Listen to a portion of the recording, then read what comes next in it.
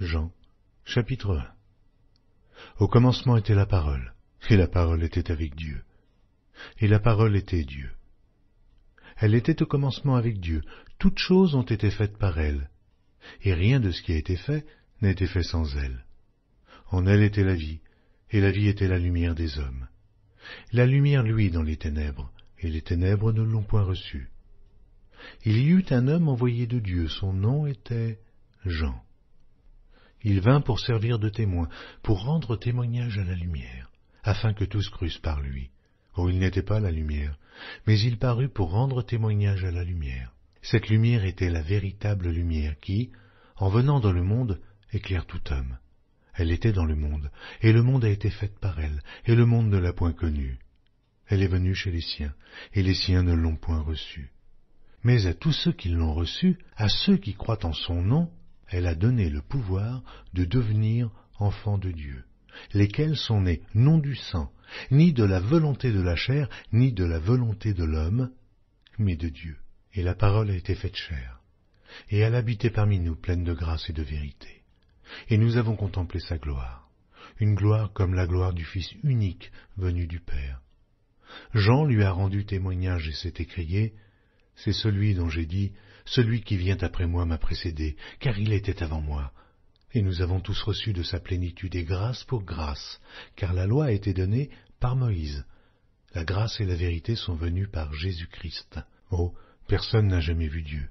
Le Fils unique qui est dans le sein du Père est celui qui l'a fait connaître.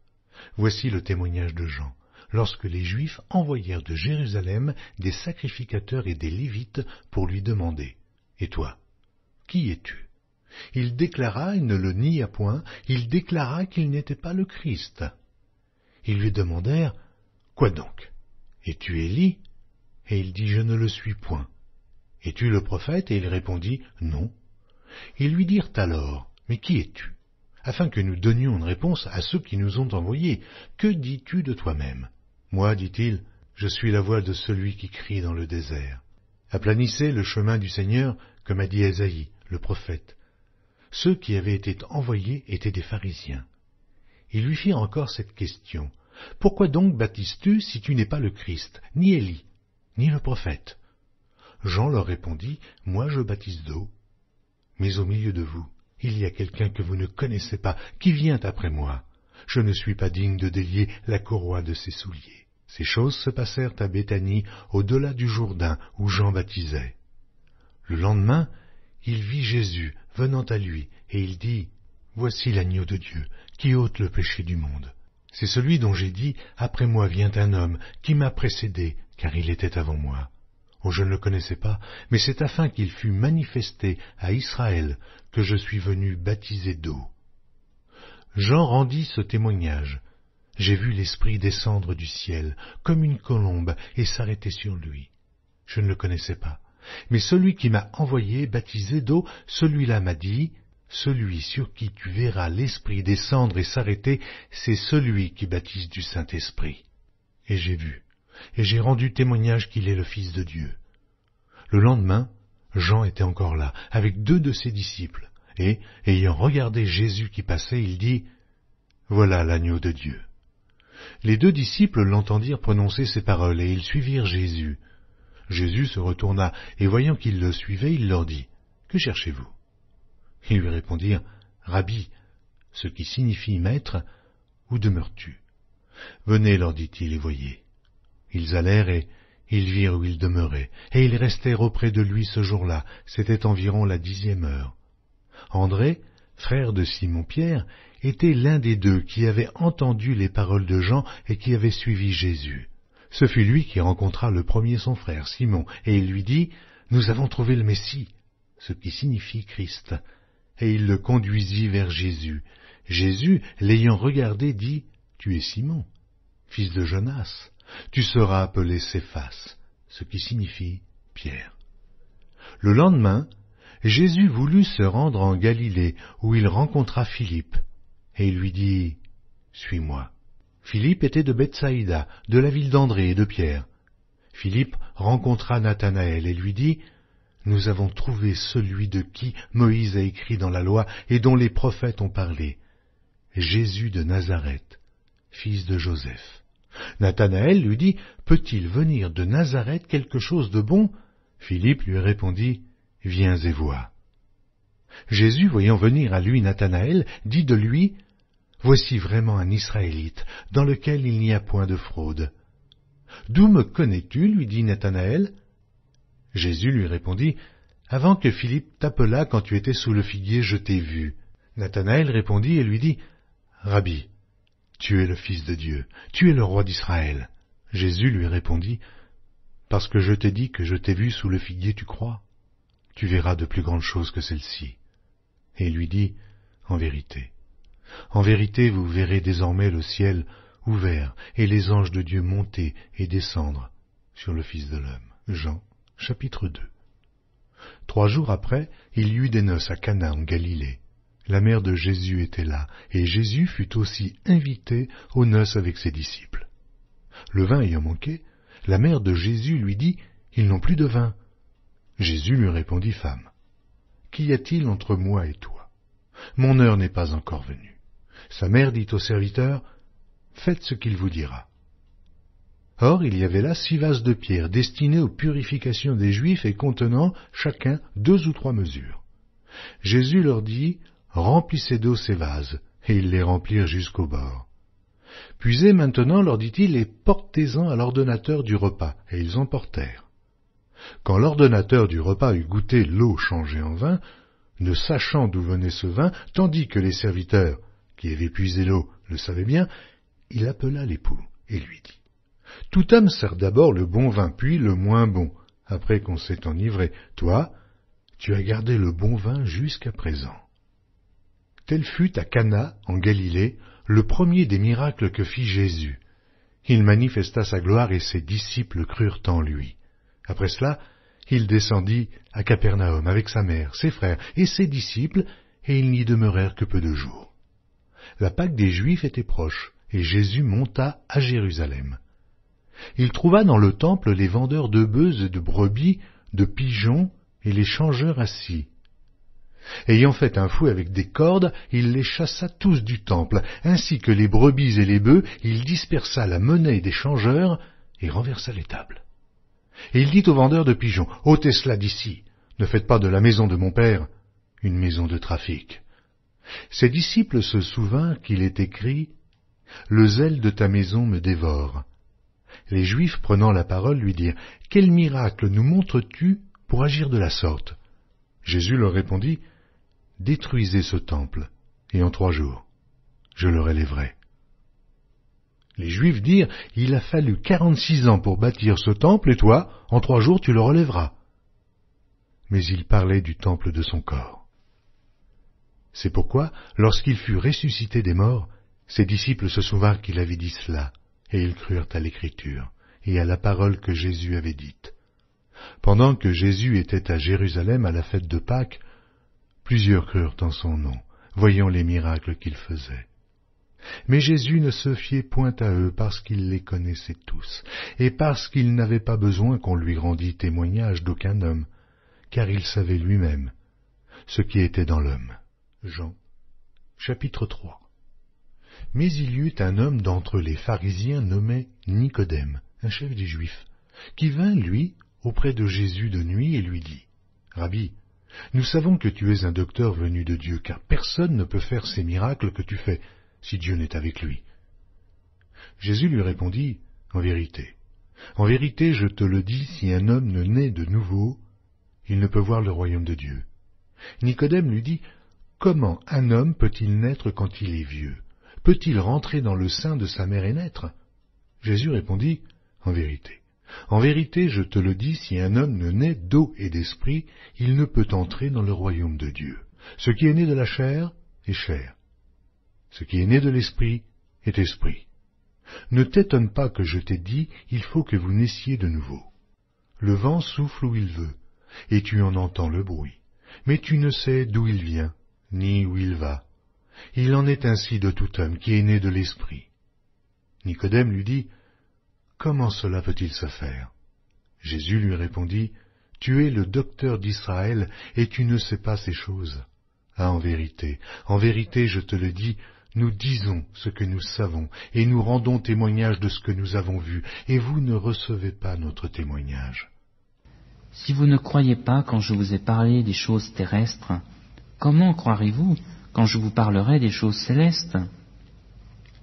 Personne n'est monté au ciel, sinon celui qui est descendu du ciel, le Fils de l'homme, qui est du ciel. Et comme Moïse éleva le serpent dans le désert, il faut de même que le Fils de l'homme soit élevé, afin que quiconque croit en lui ait la vie éternelle. Car Dieu a tant aimé le monde qu'il a donné son Fils unique, afin que quiconque croit en lui ne périsse point, mais qu'il ait la vie éternelle. Dieu, en effet, n'a pas envoyé son Fils dans le monde pour qu'il juge le monde, mais pour que le monde soit sauvé par lui. Celui qui croit en lui n'est point jugé, mais celui qui ne croit pas est déjà jugé, parce qu'il n'a pas cru au nom du Fils unique de Dieu. Et ce jugement, c'est que, la lumière étant venue dans le monde, les hommes ont préféré les ténèbres à la lumière, parce que leurs œuvres étaient mauvaises. Car quiconque fait le mal est la lumière, et ne vient point à la lumière, de peur que ses œuvres ne soient dévoilées. Mais celui qui agit selon la vérité vient à la lumière, afin que ses œuvres soient manifestées, parce qu'elles sont faites en Dieu. Après cela, Jésus, accompagné de ses disciples, se rendit dans la terre de Judée, et là, il demeurait avec eux, et il baptisait. Jean aussi baptisait à Hénon, près de Salim, parce qu'il y avait là beaucoup d'eau, et on y venait pour être baptisé, car Jean n'avait pas encore été mis en prison. Or, il s'éleva de la part des disciples de Jean une dispute avec un juif touchant la purification. Ils vinrent trouver Jean et lui dirent, « Rabbi, celui qui était avec toi au-delà du Jourdain, et à qui tu as rendu témoignage, voici, il baptise, et tous vont à lui. » Jean répondit, « Un homme ne peut recevoir que ce qui lui a été donné du ciel. Vous-même m'êtes témoin que j'ai dit, je ne suis pas le Christ, mais j'ai été envoyé devant lui. Celui à qui appartient l'épouse, c'est l'époux. Mais l'ami de l'époux qui se tient là et qui l'entend éprouve une grande joie à cause de la voix de l'époux. Aussi, cette joie qui est la mienne est parfaite. Il faut qu'il croisse et que je diminue. Celui qui vient d'en haut est au-dessus de tous. Celui qui est de la terre est de la terre, et il parle comme étant de la terre. Celui qui vient du ciel est au-dessus de tous. Il rend témoignage de ce qu'il a vu et entendu, et personne ne reçoit son témoignage. Celui qui a reçu son témoignage a certifié que Dieu est vrai. Car celui que Dieu a envoyé dit les paroles de Dieu, parce que Dieu ne lui donne pas l'Esprit avec mesure. Le Père aime le Fils, et il a remis toutes choses entre ses mains. Celui qui croit au Fils a la vie éternelle. Celui qui ne croit pas au Fils ne verra point la vie, mais la colère de Dieu demeure sur lui. Jean, chapitre 4. Le Seigneur sut que les pharisiens avaient appris qu'il faisait et baptisait plus de disciples que Jean. Toutefois, Jésus ne baptisait pas lui-même, mais c'étaient ses disciples. Alors il quitta la Judée et retourna en Galilée. Comme il fallait qu'il passât par la Samarie, il arriva dans une ville de Samarie nommée Sichar, près du champ que Jacob avait donné à Joseph, son fils. Là se trouvait le puits de Jacob.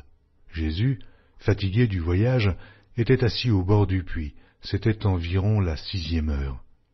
Une femme de Samarie vint puiser de l'eau. Jésus lui dit, « Donne-moi à boire », car ses disciples étaient allés à la ville pour acheter des vivres. La femme samaritaine lui dit, « Comment toi qui es juif, me demandes-tu à boire, à moi, qui suis une femme samaritaine ?» Les Juifs, en effet, n'ont pas de relation avec les Samaritains. Jésus lui répondit, « Si tu connaissais le don de Dieu, et qui est celui qui te dit, « Donne-moi à boire », tu lui aurais toi-même demandé à boire, et il t'aurait donné de l'eau vive. » Seigneur, lui dit la femme, « Tu n'as rien pour puiser, et le puits est profond. D'où aurais-tu donc cette eau vive?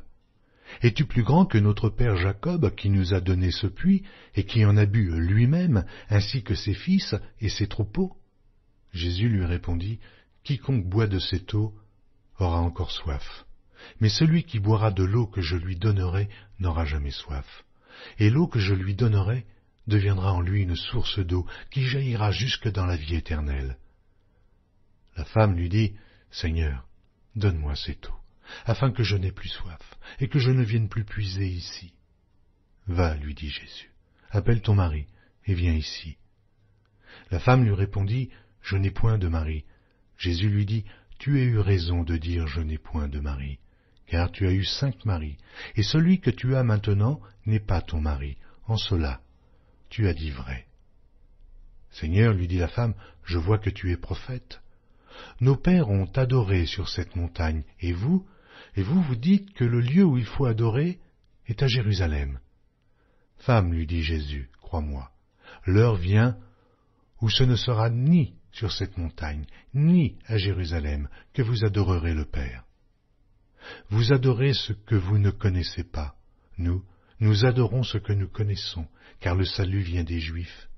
Mais l'heure vient, et elle est déjà venue, où les vrais adorateurs adoreront le Père en esprit et en vérité, car ce sont là les adorateurs que le Père demande.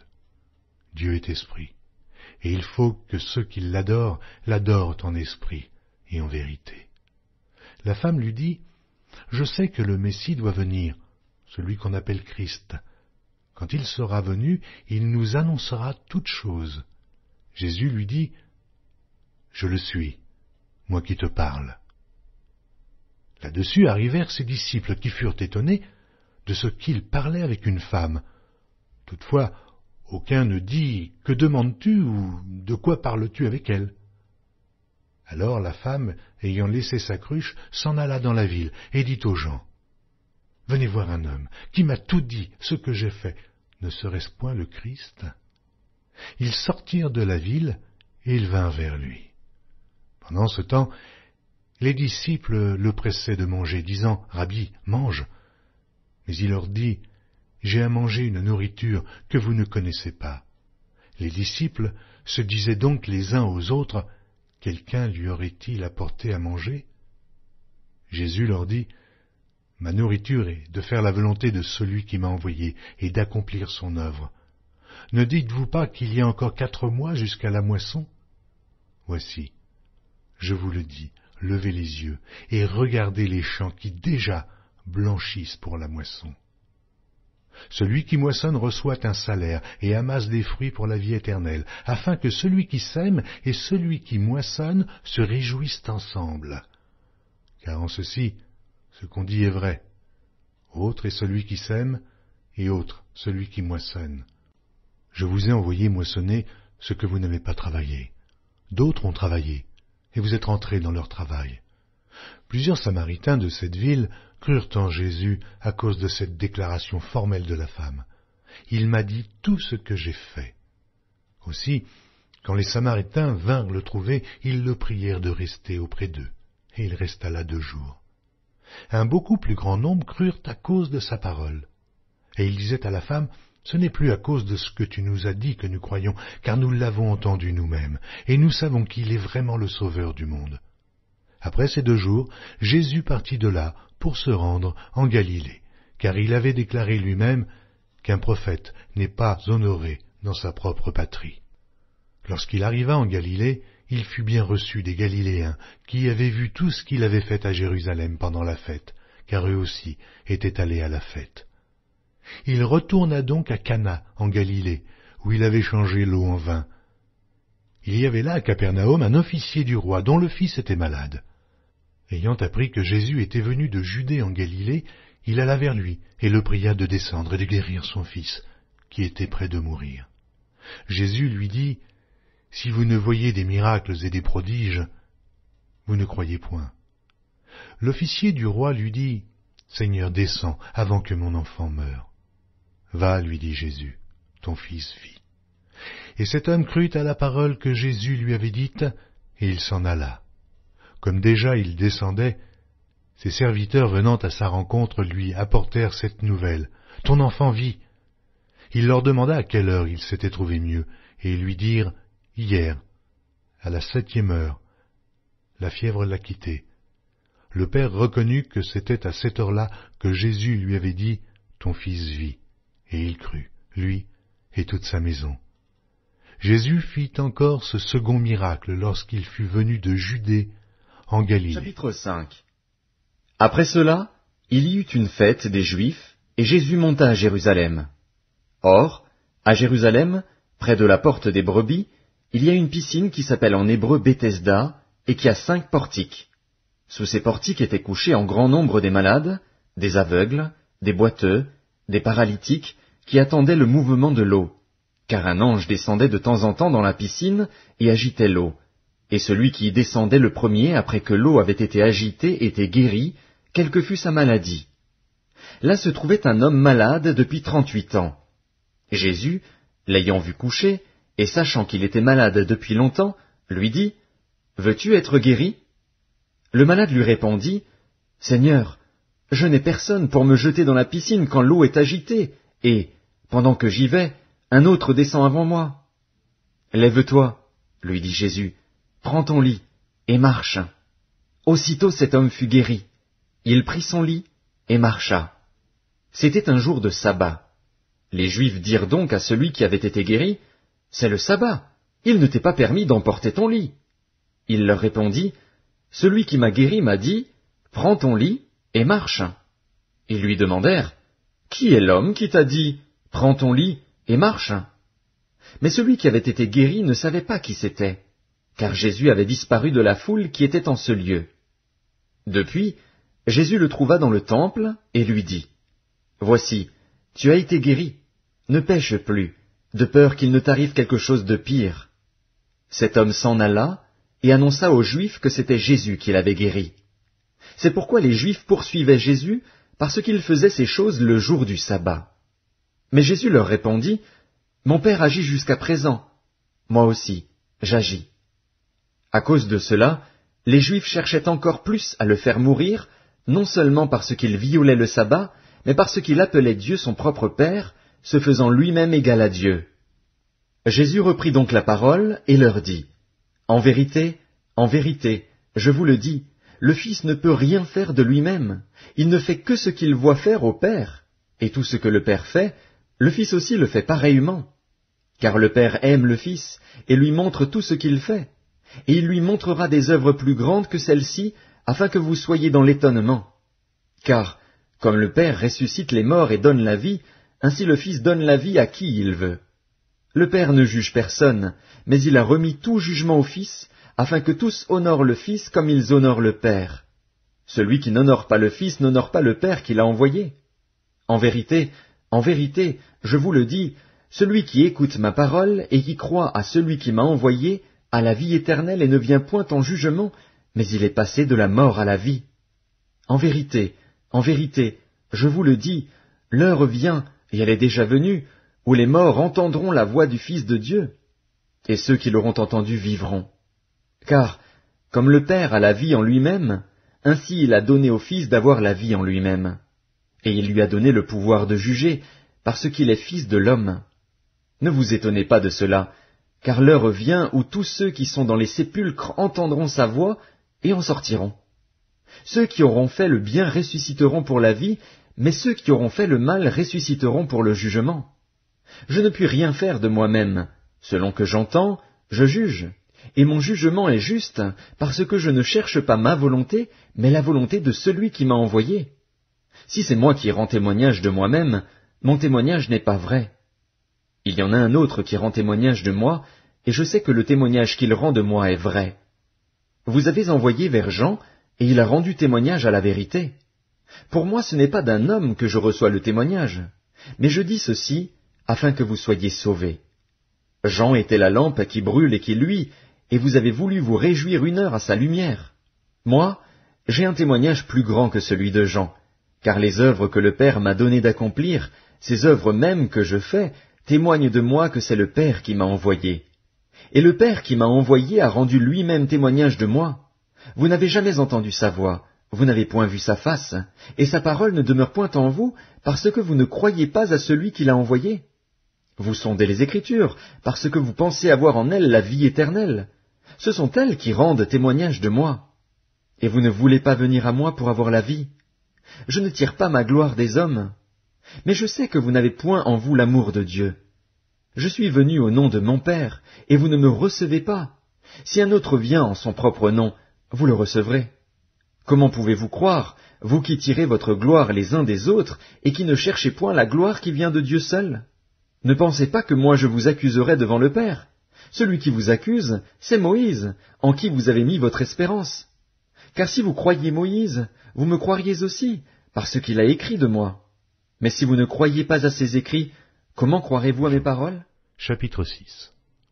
Après cela, Jésus s'en alla de l'autre côté de la mer de Galilée, de Tibériade. Une grande foule le suivait parce qu'elle voyait les miracles qu'il opérait sur les malades. Jésus monta sur la montagne et là, il s'assit avec ses disciples. Or la Pâque était proche, la fête des Juifs. Ayant levé les yeux et voyant qu'une grande foule venait à lui, Jésus dit à Philippe, « Où achèterons-nous des pains pour que ces gens aient à manger ?» Il disait cela pour l'éprouver, car il savait ce qu'il allait faire. Philippe lui répondit, « Mais les pains qu'on aurait pour 200 deniers ne suffiraient pas pour que chacun en reçût un peu. » Un de ses disciples, André, frère de Simon, Pierre, lui dit, « Il y a ici un jeune garçon qui a 5 pains d'orge et 2 poissons. Mais qu'est-ce que cela pour tant de gens ?» Jésus dit, « Faites-les asseoir. » Il y avait dans ce lieu beaucoup d'herbes. Ils s'assirent donc, au nombre d'environ 5000 hommes. Jésus prit les pains, rendit grâce, et les distribua à ceux qui étaient assis. Il leur donna de même des poissons, autant qu'ils en voulurent.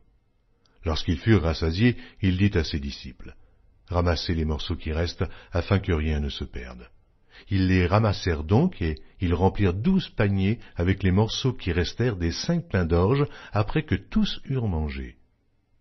Ces gens, ayant vu le miracle que Jésus avait fait, disaient, « Celui-ci est vraiment le prophète qui doit venir dans le monde. » Et Jésus, sachant qu'il allait venir l'enlever pour le faire roi, se retira de nouveau sur la montagne, lui seul.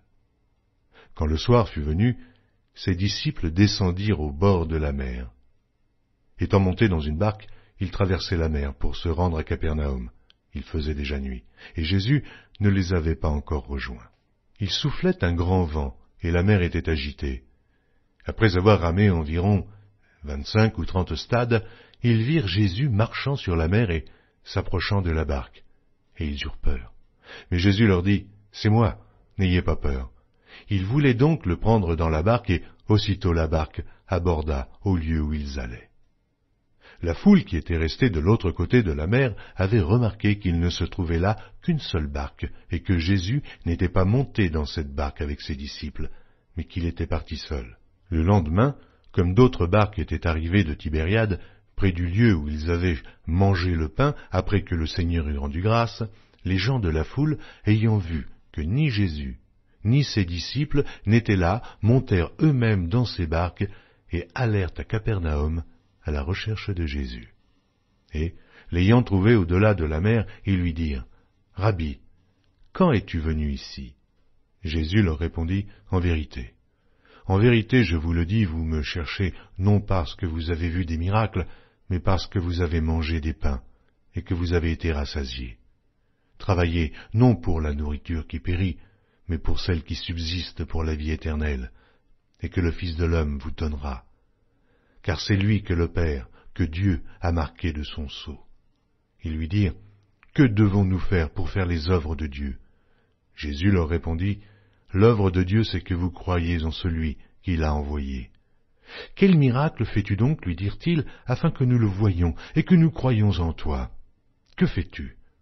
Nos pères ont mangé la manne dans le désert, selon ce qui est écrit, il leur donna le pain du ciel à manger. » Jésus leur dit, « En vérité, je vous le dis, Moïse ne vous a pas donné le pain du ciel, mais mon Père vous donne le vrai pain du ciel. Car le pain de Dieu, c'est celui qui descend du ciel et qui donne la vie au monde. » Ils lui dirent, « Seigneur, donne-nous toujours ce pain. » Jésus leur dit, « Je suis le pain de vie. Celui qui vient à moi n'aura jamais faim, et celui qui croit en moi n'aura jamais soif. Mais, je vous l'ai dit, vous m'avez vu, et vous ne croyez point. Tous ceux que le Père me donne viendront à moi, et je ne mettrai pas dehors celui qui vient à moi, car je suis descendu du ciel pour faire non ma volonté, mais la volonté de celui qui m'a envoyé. Or, la volonté de celui qui m'a envoyé, c'est que je ne perde rien de tout ce qu'il m'a donné, mais que je le ressuscite au dernier jour. La volonté de mon Père, c'est que quiconque voit le Fils et croit en lui ait la vie éternelle, et je le ressusciterai au dernier jour. » Les Juifs murmuraient à son sujet parce qu'il avait dit « Je suis le pain qui est descendu du ciel ». Et ils disaient « N'est-ce pas là Jésus, le fils de Joseph, celui dont nous connaissons le Père et la Mère? Comment donc dit-il « Je suis descendu du ciel » ?» Jésus leur répondit « Ne murmurez pas entre vous. Nul ne peut venir à moi si le Père qui m'a envoyé ne l'attire, et je le ressusciterai au dernier jour. Il est écrit dans les prophètes, ils seront tous enseignés de Dieu. Ainsi, quiconque a entendu le Père et a reçu son enseignement vient à moi. C'est que nul n'a vu le Père, sinon celui qui vient de Dieu. Celui-là a vu le Père, en vérité. En vérité, je vous le dis, celui qui croit en moi a la vie éternelle. Je suis le pain de vie. Vos pères ont mangé la manne dans le désert et ils sont morts. C'est ici le pain qui descend du ciel afin que celui qui en mange ne meure point. Je suis le pain vivant qui est descendu du ciel. Si quelqu'un mange de ce pain, il vivra éternellement, et le pain que je donnerai, c'est ma chair, que je donnerai pour la vie du monde. Là-dessus, les Juifs disputaient entre eux, disant, « Comment peut-il nous donner sa chair à manger ?» Jésus leur dit, « En vérité, je vous le dis, si vous ne mangez la chair du Fils de l'homme, et si vous ne buvez son sang, vous n'avez point la vie en vous-même. Celui qui mange ma chair et qui boit mon sang a la vie éternelle, et je le ressusciterai au dernier jour. Car ma chair est vraiment une nourriture, et mon sang vraiment un breuvage. Celui qui mange ma chair et qui boit mon sang demeure en moi, et je demeure en lui. Comme le Père qui est vivant m'a envoyé et que je vis par le Père, ainsi celui qui me mange vivra par moi. Car c'est ici le pain qui est descendu du ciel. Il n'en est pas comme de vos pères qui ont mangé la manne et qui sont morts. Celui qui mange ce pain vivra éternellement. » Jésus dit ces choses dans la synagogue, enseignant à Capernaum. Plusieurs de ses disciples, après l'avoir entendu, dirent « Cette parole est dure, qui peut l'écouter ?» Jésus, sachant en lui-même que ses disciples murmuraient à ce sujet, leur dit « Cela vous scandalise-t-il ? Et si vous voyez le Fils de l'homme monter où il était auparavant? C'est l'Esprit qui vivifie, la chair ne sert de rien. Les paroles que je vous ai dites sont esprit et vie. Mais il en est parmi vous quelques-uns qui ne croient point. » Car Jésus savait dès le commencement qui étaient ceux qui ne croiraient point, et qui était celui qui le livrerait. Et il ajouta, « C'est pourquoi je vous ai dit que nul ne peut venir à moi si cela ne lui a été donné par le Père. » Dès ce moment, plusieurs de ses disciples se retirèrent, et ils n'allaient plus avec lui. Jésus donc dit aux 12, « Et vous, ne voulez-vous pas aussi vous en aller ?» Simon-Pierre lui répondit, « Seigneur, à qui irions-nous? Tu as les paroles de la vie éternelle. Et nous avons cru. Et nous avons connu que tu es le Christ, le Saint de Dieu. » Jésus leur répondit, « N'est-ce pas moi qui vous ai choisis, vous, les 12? Et l'un de vous est un démon. » Il parlait de Judas Iscario, fils de Simon, car c'était lui qui devait le livrer, lui, l'un des 12. Jean, chapitre 7. Après cela, Jésus parcourait la Galilée, car il ne voulait pas séjourner en Judée, parce que les Juifs cherchaient à le faire mourir. Or, la fête des Juifs, la fête des tabernacles, était proche. Et ses frères lui dirent, « Pars d'ici, et va en Judée afin que tes disciples voient aussi les œuvres que tu fais. Personne n'agit en secret lorsqu'il désire paraître. Si tu fais ces choses, montre-toi toi-même au monde. » Car ses frères non plus ne croyaient pas en lui. Jésus leur dit, « Mon temps n'est pas encore venu, mais votre temps est toujours prêt. Le monde ne peut vous haïr. Moi, il me hait, parce que je rends de lui le témoignage que ses œuvres sont mauvaises. Montez-vous à cette fête. Pour moi, je n'y monte point, parce que mon temps n'est pas encore accompli. » Après leur avoir dit cela, il resta en Galilée. Lorsque ses frères furent montés à la fête, il y monta aussi lui-même, non publiquement, mais comme en secret. Les Juifs le cherchaient pendant la fête et disaient, « Mais où est-il » Il y avait dans la foule grande rumeur à son sujet. Les uns disaient, « C'est un homme de bien », d'autres disaient, « Non, il égare la multitude. » Personne toutefois ne parlait librement de lui par crainte des Juifs. Vers le milieu de la fête, Jésus monta au temple et il enseignait. Les Juifs s'étonnaient, disant « Comment connaît-il les Écritures, lui qui n'a point étudié ?» Jésus leur répondit « Ma doctrine n'est pas de moi, mais de celui qui m'a envoyé. Si quelqu'un veut faire sa volonté, il connaîtra si ma doctrine est de Dieu, ou si je parle de mon chef. Celui qui parle de son chef cherche sa propre gloire, mais celui qui cherche la gloire de celui qui l'a envoyé, celui-là est vrai, et il n'y a point d'injustice en lui. Moïse ne vous a-t-il pas donné la loi, et nul de vous n'observe la loi? Pourquoi cherchez-vous à me faire mourir? La foule répondit, « Tu as un démon. Qu'est-ce qui cherche à te faire mourir ?» Jésus leur répondit, « J'ai fait une œuvre, et vous en êtes tous étonnés. Moïse vous a donné la circoncision, non qu'elle vienne de Moïse, car elle vient des patriarches. Si vous circoncisez un homme le jour du Shabbat, si un homme reçoit la circoncision le jour du Shabbat, afin que la loi de Moïse ne soit pas violée, pourquoi vous irritez-vous contre moi de ce que j'ai guéri un homme tout entier le jour du Shabbat? Ne jugez pas selon l'apparence, mais jugez selon la justice. » Quelques habitants de Jérusalem disaient, « N'est-ce pas là celui qu'il cherche à faire mourir? Et voici, il parle librement, et ils ne lui disent rien. Est-ce que vraiment les chefs auraient reconnu qu'il est le Christ? Cependant, celui-ci, nous savons d'où il est, mais le Christ, quand il viendra, personne ne saura d'où il est. » Et Jésus, enseignant dans le temple, s'écria, « Vous me connaissez, et vous savez d'où je suis. Je ne suis pas venu de moi-même, mais celui qui m'a envoyé est vrai, et vous ne le connaissez pas. Moi, je le connais, car je viens de lui, et c'est lui qui m'a envoyé. » Il cherchait donc à se saisir de lui, et personne ne mit la main sur lui, parce que son heure n'était pas encore venue. Plusieurs parmi la foule crurent en lui, et ils disaient, « Le Christ, quand il viendra, fera-t-il plus de miracles que n'en fait celui-ci » Les pharisiens entendirent la foule murmurant de lui ces choses, alors les principaux sacrificateurs et les pharisiens envoyèrent des huissiers pour le saisir. Jésus dit, « Je suis encore avec vous pour un peu de temps, puis je m'en vais, vers celui qui m'a envoyé. Vous me chercherez et vous ne me trouverez pas, et vous ne pourrez venir où je serai. » Sur quoi les Juifs dirent entre eux, « Où ira-t-il, que nous ne le trouvions pas? Ira-t-il parmi ceux qui sont dispersés chez les Grecs, et enseignera-t-il les Grecs? Que signifie cette parole qu'il a dite? Vous me chercherez et vous ne me trouverez pas, et vous ne pouvez venir où je serai. » Le dernier jour, le grand jour de la fête, Jésus, se tenant debout, s'écria, « Si quelqu'un a soif, qu'il vienne à moi, et qu'il boive.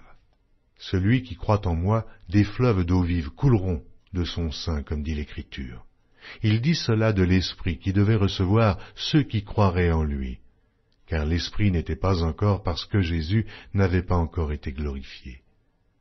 Des gens de la foule, ayant entendu ces paroles, disaient « Celui-ci est vraiment le prophète. » D'autres disaient « C'est le Christ. » Et d'autres disaient « Est-ce bien de la Galilée que doit venir le Christ? » L'Écriture ne dit-elle pas que c'est de la postérité de David et du village de Bethléem, où était David, que le Christ doit venir?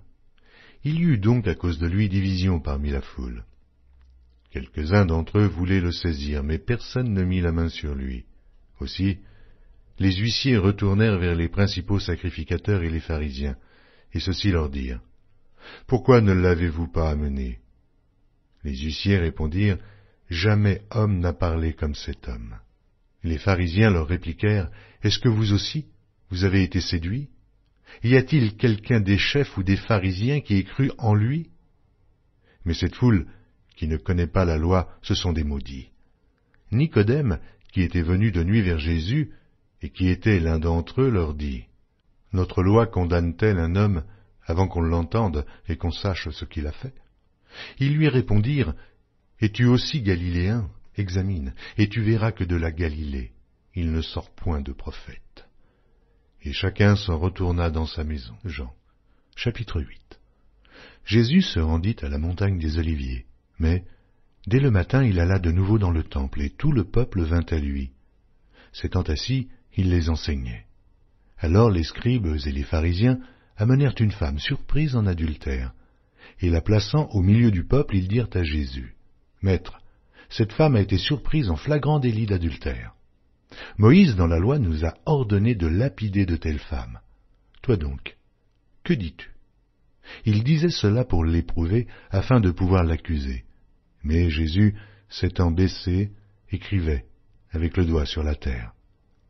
Comme il continuait à l'interroger, il se releva et leur dit, « Que celui de vous qui est sans péché jette le premier la pierre contre elle. » Et s'étant de nouveau baissé, il écrivait sur la terre. Quand ils entendirent cela, accusés par leur conscience, ils se retirèrent un à un, depuis les plus âgés jusqu'aux derniers, et Jésus resta seul avec la femme qui était là, au milieu. Alors, s'étant relevé, et ne voyant plus que la femme, Jésus dit, « Femme, où sont ceux qui t'accusaient? Personne ne t'a-t-il condamné ?» Elle répondit, « Non, Seigneur. » Et Jésus lui dit, « Je ne te condamne pas non plus. Va, et ne pêche plus. » Jésus leur parla de nouveau et dit, « Je suis la lumière du monde. Celui qui me suit ne marchera pas dans les ténèbres, mais il aura la lumière de la vie. » Là-dessus, les pharisiens lui dirent, « Tu rends témoignage de toi-même, ton témoignage n'est pas vrai. » Jésus leur répondit, « Quoique je rende témoignage de moi-même, mon témoignage est vrai, car je sais d'où je suis venu et où je vais. Mais vous ne savez d'où je viens, ni où je vais. Vous jugez selon la chair, moi, je ne juge personne. Et si je juge, mon jugement est vrai, car je ne suis pas seul, mais le Père qui m'a envoyé est avec moi.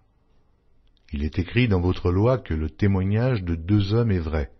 Je rends témoignage de moi-même, et le Père qui m'a envoyé rend témoignage de moi. » Ils lui dirent donc, « Où est ton Père ?» Jésus répondit, « Vous ne connaissez ni moi, ni mon Père.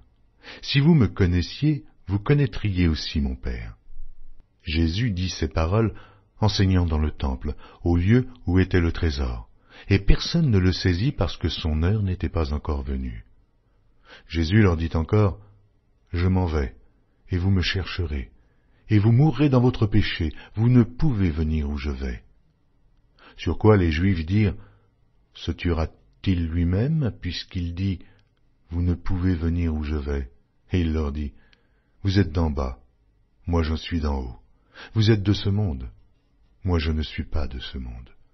C'est pourquoi je vous ai dit que vous mourrez dans vos péchés, car si vous ne croyez pas ce que je suis, vous mourrez dans vos péchés. Qui es-tu, lui dirent-ils.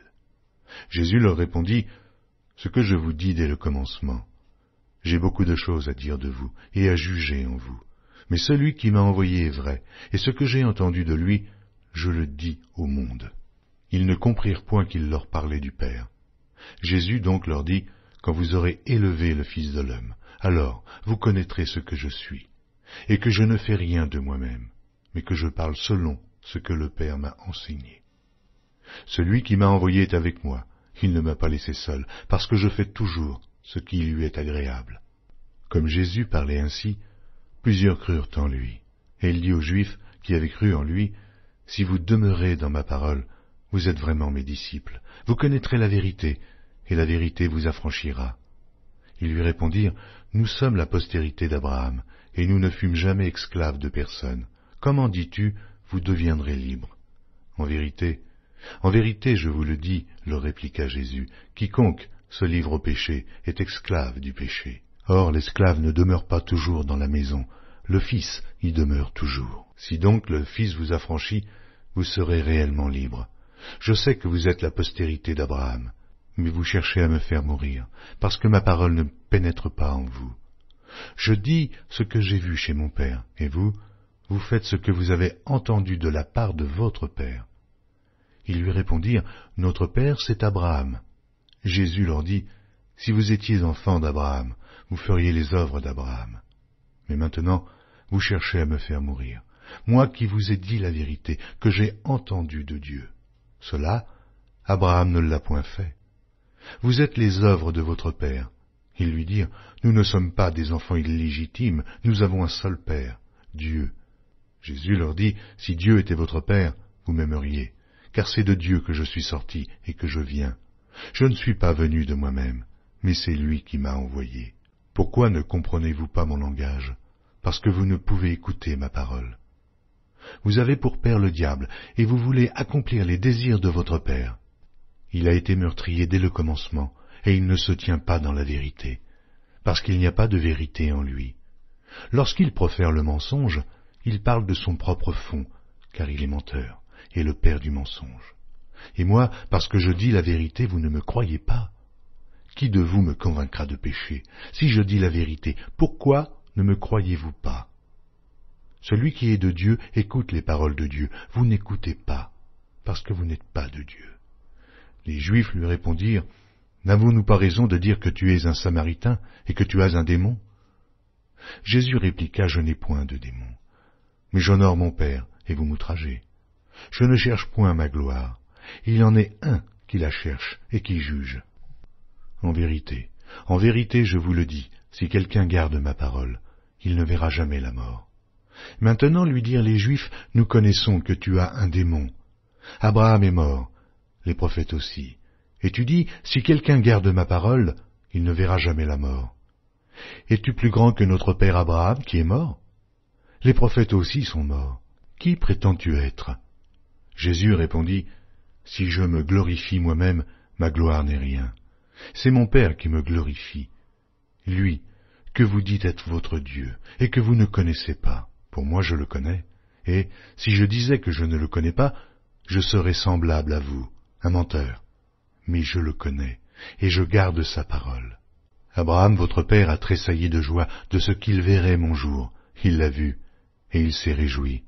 Les Juifs lui dirent, tu n'as pas encore 50 ans, et tu as vu Abraham. Jésus leur dit, en vérité, je vous le dis, avant qu'Abraham fût, je suis. Là-dessus, ils prirent des pierres pour les jeter contre lui, mais Jésus se cacha, et il sortit du temple. Jean, chapitre 9. Jésus vit en passant un homme aveugle de naissance. Ses disciples lui firent cette question, Rabbi, qui a péché, cet homme ou ses parents, pour qu'il soit né aveugle? Jésus répondit, ce n'est pas que lui ou ses parents aient péché, mais c'est afin que les œuvres de Dieu soient manifestées en lui. Il faut que je fasse, tandis qu'il est jour, les œuvres de celui qui m'a envoyé. La nuit vient où personne ne peut travailler. Pendant que je suis dans le monde, je suis la lumière du monde.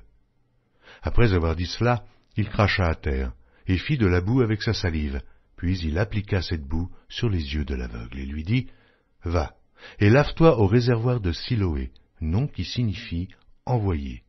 Il y alla, se lava, et s'en retourna voyant clair.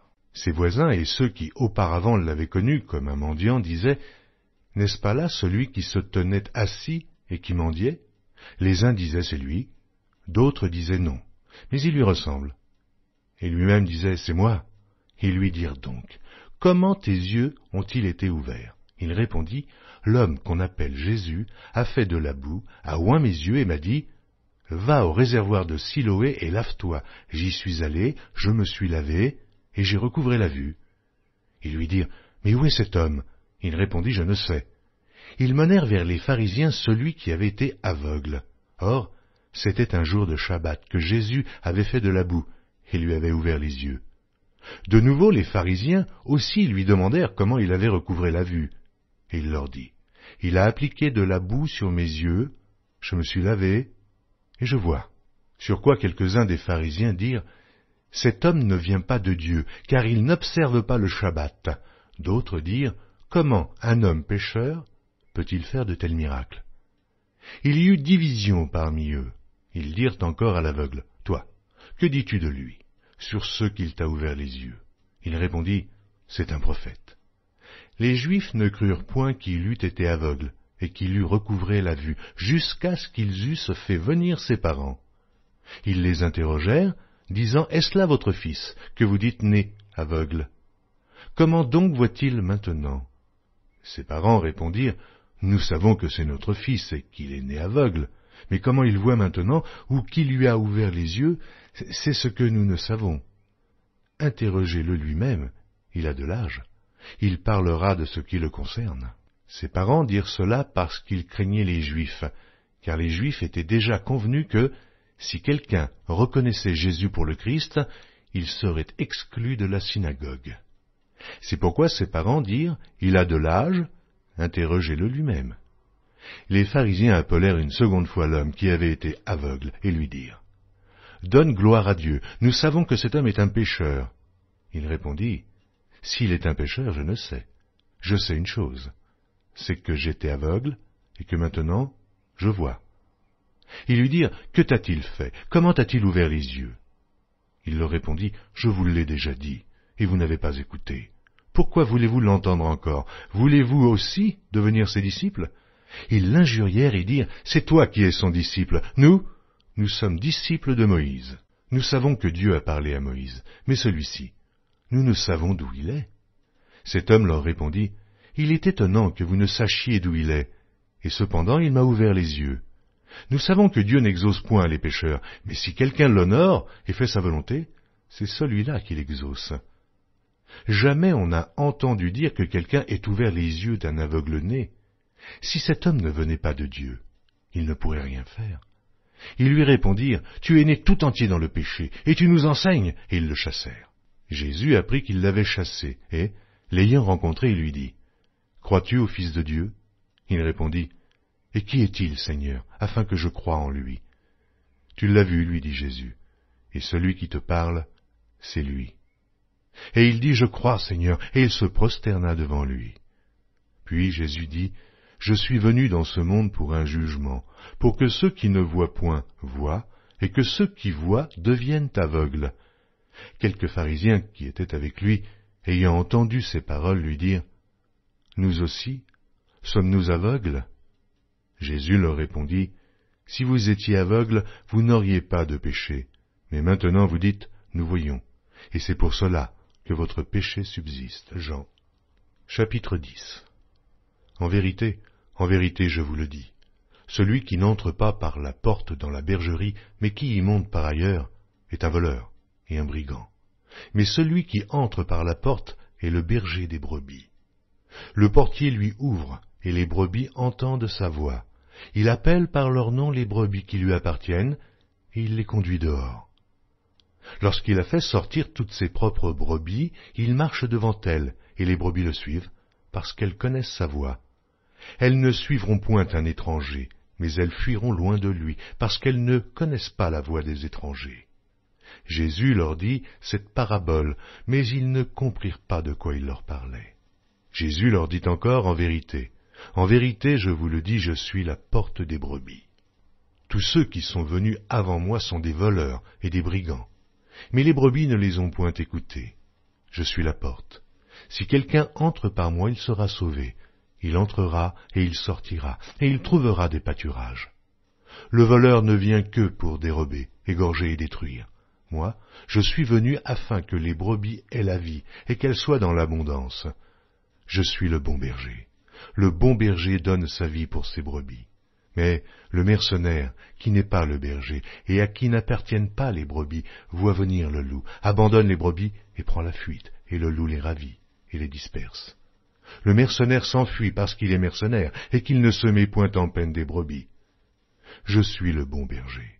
Je connais mes brebis, et elles me connaissent, comme le Père me connaît, et comme je connais le Père, et je donne ma vie pour mes brebis. J'ai encore d'autres brebis, qui ne sont pas de cette bergerie. Celles-là, il faut que je les amène, elles entendront ma voix, et il y aura un seul troupeau et un seul berger. Le Père m'aime parce que je donne ma vie, afin de la reprendre. Personne ne me l'ôte, mais je la donne de moi-même. J'ai le pouvoir de la donner, et j'ai le pouvoir de la reprendre. Tel est l'ordre que j'ai reçu de mon Père. Il y eut de nouveau, à cause de ces paroles, division parmi les Juifs. Plusieurs d'entre eux disaient, « Il a un démon, il est fou. Pourquoi l'écoutez-vous » D'autres disaient, « Ce ne sont pas les paroles d'un démoniaque. Un démon peut-il ouvrir les yeux des aveugles » On célébrait à Jérusalem la fête de la dédicace, c'était l'hiver, et Jésus se promenait dans le temple, sous le portique de Salomon. Les Juifs l'entourèrent et lui dirent, « Jusque à quand tiendras-tu nos esprits en suspens? Si tu es le Christ, dis-le-nous, franchement. » Jésus leur dit, « Je vous l'ai dit, et vous ne croyez pas. Les œuvres que je fais au nom de mon Père rendent témoignage de moi. Mais vous ne me croyez pas, parce que vous n'êtes pas de mes brebis. Mes brebis entendent ma voix, je les connais, et elles me suivent. Je donne la vie éternelle, et elles ne périront jamais, et personne ne les ravira de ma main. Mon Père qui me les a donnés est plus grand que tous, et personne ne peut les ravir de la main de mon Père. Moi et le Père, nous sommes un. Alors les Juifs prirent de nouveau des pierres pour le lapider. Jésus leur dit, « Je vous ai fait voir plusieurs bonnes œuvres venant de mon Père. Et pour laquelle me lapidez-vous » Les Juifs répondirent, « Ce n'est point pour une bonne œuvre que nous te lapidons, mais pour un blasphème, et parce que toi, qui es homme, tu te fais Dieu. » Jésus leur répondit, « N'est-il pas écrit dans votre loi, j'ai dit, vous êtes des dieux. Si elle a appelé Dieu ceux à qui la parole de Dieu a été adressée, et si l'écriture ne peut être anéantie, celui que le Père a sanctifié et envoyé dans le monde, vous lui dites, tu blasphèmes. Et cela parce que j'ai dit, je suis le Fils de Dieu. Si je ne fais pas les œuvres de mon Père, ne me croyez pas.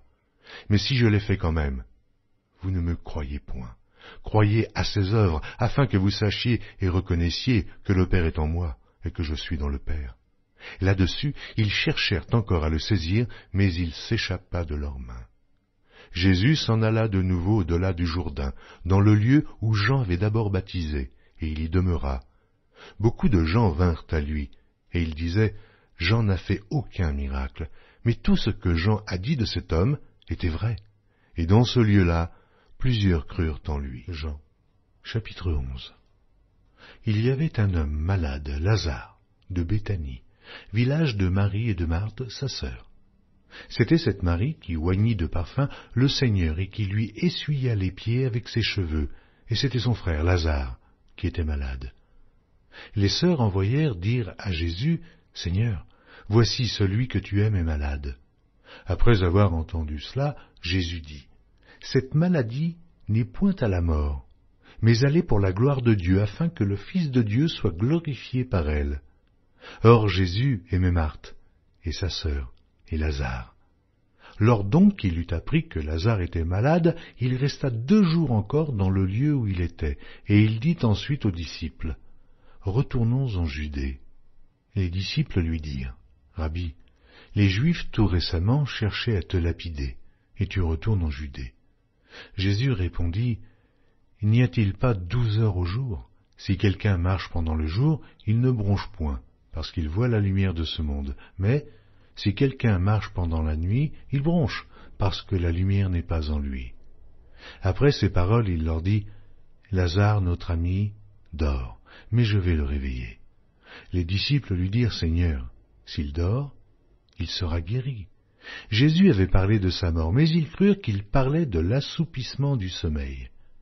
Alors Jésus leur dit ouvertement, « Lazare est mort.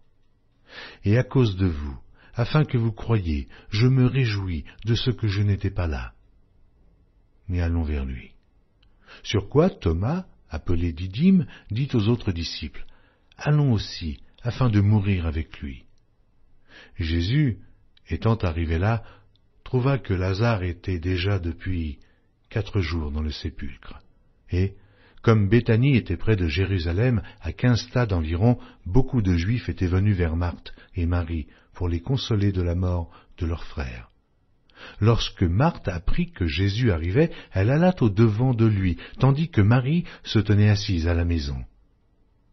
Marthe dit à Jésus, « Seigneur, si tu eusses été ici, mon frère ne serait pas mort. Mais maintenant même, je sais que tout ce que tu demanderas à Dieu, Dieu te l'accordera. » Jésus lui dit, « Ton frère ressuscitera. » « Je sais, lui répondit Marthe, qu'il ressuscitera à la résurrection au dernier jour. » Jésus lui dit, « Je suis la résurrection et la vie. Celui qui croit en moi vivra quand même il serait mort. Et quiconque vit et croit en moi ne mourra jamais. Crois-tu cela ?» Elle lui dit, « Oui, Seigneur, je le crois. Je crois que tu es le Christ, le Fils de Dieu, qui devait venir dans le monde. » Ayant ainsi parlé, elle s'en alla. Puis elle appela secrètement Marie, sa sœur, et lui dit, « Le Maître est ici, et il te demande. » Dès que Marie eut entendu, Elle se leva promptement et alla vers lui, car Jésus n'était pas encore entré dans le village, mais il était dans le lieu où Marthe l'avait rencontré. Les Juifs qui étaient avec Marie dans la maison et qui la consolaient, l'ayant vue se lever promptement et sortir, la suivirent, disant « Elle va au sépulcre pour y pleurer. » Lorsque Marie fut arrivée, là où était Jésus, et qu'elle le vit, elle tomba à ses pieds et lui dit « Seigneur, si tu eusses été ici, mon frère ne serait pas mort. » Jésus, la voyant pleurer, elle et les Juifs qui étaient venus avec elle, frémit en son esprit et fut tout ému. Et il dit « Où l'avez-vous mis ?» Seigneur, lui répondirent-ils, « Viens et vois. » Jésus pleura, sur quoi les Juifs dirent « Voyez comme il l'aimait. » Et quelques-uns d'entre eux dirent « Lui qui a ouvert les yeux de l'aveugle, ne pouvait-il pas faire aussi que cet homme ne mourût point ?» Jésus, frémissant de nouveau en lui-même, se rendit au sépulcre. C'était une grotte, et une pierre était placée devant. Jésus dit « Ôtez la pierre. » Marthe, la sœur du mort, lui dit « Seigneur, il sent déjà, car il y a 4 jours qu'il est là. » Jésus lui dit « Ne t'ai-je pas dit que, si tu crois, tu verras la gloire de Dieu ?» Ils ôtèrent donc la pierre, et Jésus leva les yeux en haut et dit « Père, je te rends grâce de ce que tu m'as exaucé. Pour moi je savais que tu m'exauces toujours, mais j'ai parlé à cause de la foule qui m'entoure, afin qu'ils croient que c'est toi qui m'as envoyé. » Ayant dit cela, il cria d'une voix forte, « Lazare, sors !» Et le mort sortit, les pieds et les mains liés de bandes, et le visage enveloppé d'un linge. Jésus leur dit, « Déliez-le, et laissez-le aller. » Plusieurs des Juifs qui étaient venus vers Marie et qui virent ce que fit Jésus, crurent en lui. Mais quelques-uns d'entre eux allèrent trouver les pharisiens, et leur dirent ce que Jésus avait fait. Alors, les principaux sacrificateurs et les pharisiens assemblèrent le Sanhédrin et dirent, « Que ferons-nous? Car cet homme fait beaucoup de miracles. Si nous le laissons faire, tous croiront en lui, et les Romains viendront détruire et notre ville et notre nation. » L'un d'eux, Caïphe, qui était souverain sacrificateur cette année-là, leur dit, « Vous n'y entendez rien.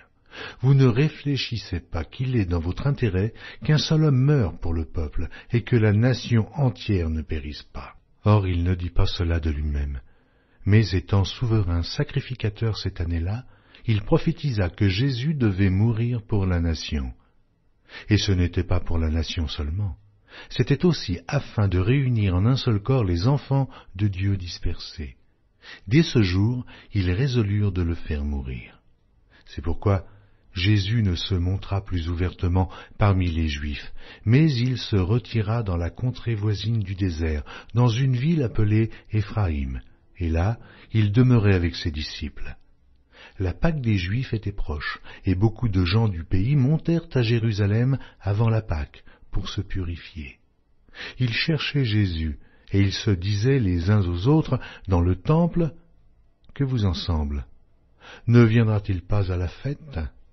Or les principaux sacrificateurs et les pharisiens avaient donné l'ordre que, si quelqu'un savait où il était, il le déclarât, afin qu'on se saisît de lui. Jean, chapitre 12. 6 jours avant la Pâque, Jésus arriva à Béthanie, où était Lazare, qu'il avait ressuscité des morts. Là, on lui fit un souper. Marthe servait, et Lazare était un de ceux qui se trouvaient à table avec lui. Marie, ayant pris une livre d'un parfum de nard pur de grand prix, oignit les pieds de Jésus, et elle lui essuya les pieds avec ses cheveux, et la maison fut remplie de l'odeur du parfum. Un de ses disciples, Judas Iscario, fils de Simon, celui qui devait le livrer, dit, « Pourquoi n'a-t-on pas vendu ce parfum 300 deniers pour les donner aux pauvres ?» Il disait cela, non qu'il se mît en peine des pauvres, mais parce qu'il était voleur, et que, tenant la bourse, il prenait ce qu'on y mettait. Mais Jésus dit, « Laissez-la garder ce parfum pour le jour de ma sépulture. Vous avez toujours les pauvres avec vous, mais vous ne m'avez pas toujours. » Une grande multitude de Juifs apprirent que Jésus était à Béthanie, et ils y vinrent, non pas seulement à cause de lui, mais aussi pour voir Lazare, qu'il avait ressuscité des morts. Les principaux sacrificateurs délibérèrent de faire mourir aussi Lazare, parce que beaucoup de Juifs se retiraient d'eux à cause de lui, et croyaient en Jésus. Le lendemain, une foule nombreuse de gens venus à la fête, ayant entendu dire que Jésus se rendait à Jérusalem, prirent des branches de palmier, et allèrent au-devant de lui en criant « Hosanna! Hosanna! Béni soit celui qui vient au nom du Seigneur, le roi d'Israël !» Jésus trouva un ânon et s'assit dessus, selon qu'il est écrit « Ne crains point, fille de Sion. Voici, ton roi vient, assis sur le petit d'une ânesse. » Ses disciples ne comprirent pas d'abord ces choses, mais, lorsque Jésus eut été glorifié, il se souvint qu'elles étaient écrites de lui, et qu'il les avait accomplies à son égard. Tous ceux qui étaient avec Jésus quand il appela Lazare du sépulcre et le ressuscita des morts lui rendaient témoignage, et la foule vint au-devant de lui parce qu'elle avait appris qu'il avait fait ce miracle. Les pharisiens se dirent donc les uns aux autres, « Vous voyez que vous ne gagnez rien, voici, le monde est allé auprès de lui. » Quelques Grecs, du nombre de ceux qui étaient montés pour adorer pendant la fête, s'adressèrent à Philippe, de Bethsaïda en Galilée, et lui dirent avec instance, « Seigneur, nous voudrions voir Jésus. » Philippe alla le dire à André. Puis André et Philippe le dirent à Jésus. Jésus leur répondit, « L'heure est venue où le Fils de l'homme doit être glorifié. En vérité, je vous le dis, si le grain de blé qui est tombé en terre ne meurt, il reste seul. Mais s'il meurt, il porte beaucoup de fruits. Celui qui aime sa vie la perdra, et celui qui hait sa vie dans ce monde la conservera pour la vie éternelle. Si quelqu'un me sert, qu'il me suive, et là où je suis, là aussi sera mon serviteur. Si quelqu'un me sert, le Père l'honorera. Maintenant mon âme est troublée, et que dirai-je? Père, délivre-moi de cette heure, mais c'est pour cela que je suis venu jusqu'à cette heure. Père, glorifie ton nom. Et une voix du ciel vint, je l'ai glorifié, et je le glorifierai encore. La foule qui était là et qui avait entendu disait que c'était un tonnerre. D'autres disaient, un ange lui a parlé.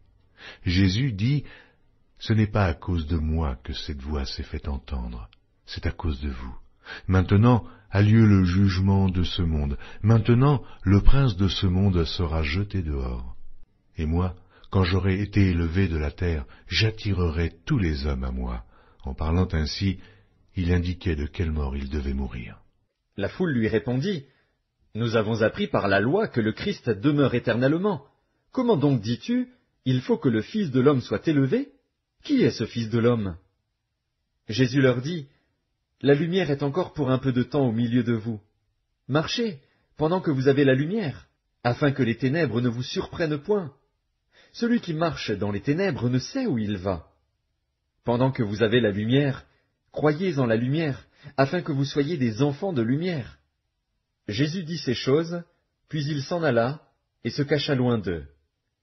Malgré tant de miracles qu'il avait faits en leur présence, ils ne croyaient pas en lui, afin que s'accomplît la parole qu'Ésaïe, le prophète, a prononcée. « Seigneur, qui a cru à notre prédication? Et à qui le bras du Seigneur a-t-il été révélé? » Aussi ne pouvaient-ils croire, parce qu'Ésaïe a dit encore, « Il a aveuglé leurs yeux, et il a endurci leur cœur, de peur qu'ils ne voient des yeux, qu'ils ne comprennent du cœur, qu'ils ne se convertissent, et que je ne les guérisse. » Ésaïe dit ces choses lorsqu'il vit sa gloire, et qu'il parla de lui. Cependant, même parmi les chefs, plusieurs crurent en lui. Mais, à cause des pharisiens, ils n'en faisaient pas l'aveu, dans la crainte d'être exclus de la synagogue. Car ils aimèrent la gloire des hommes plus que la gloire de Dieu.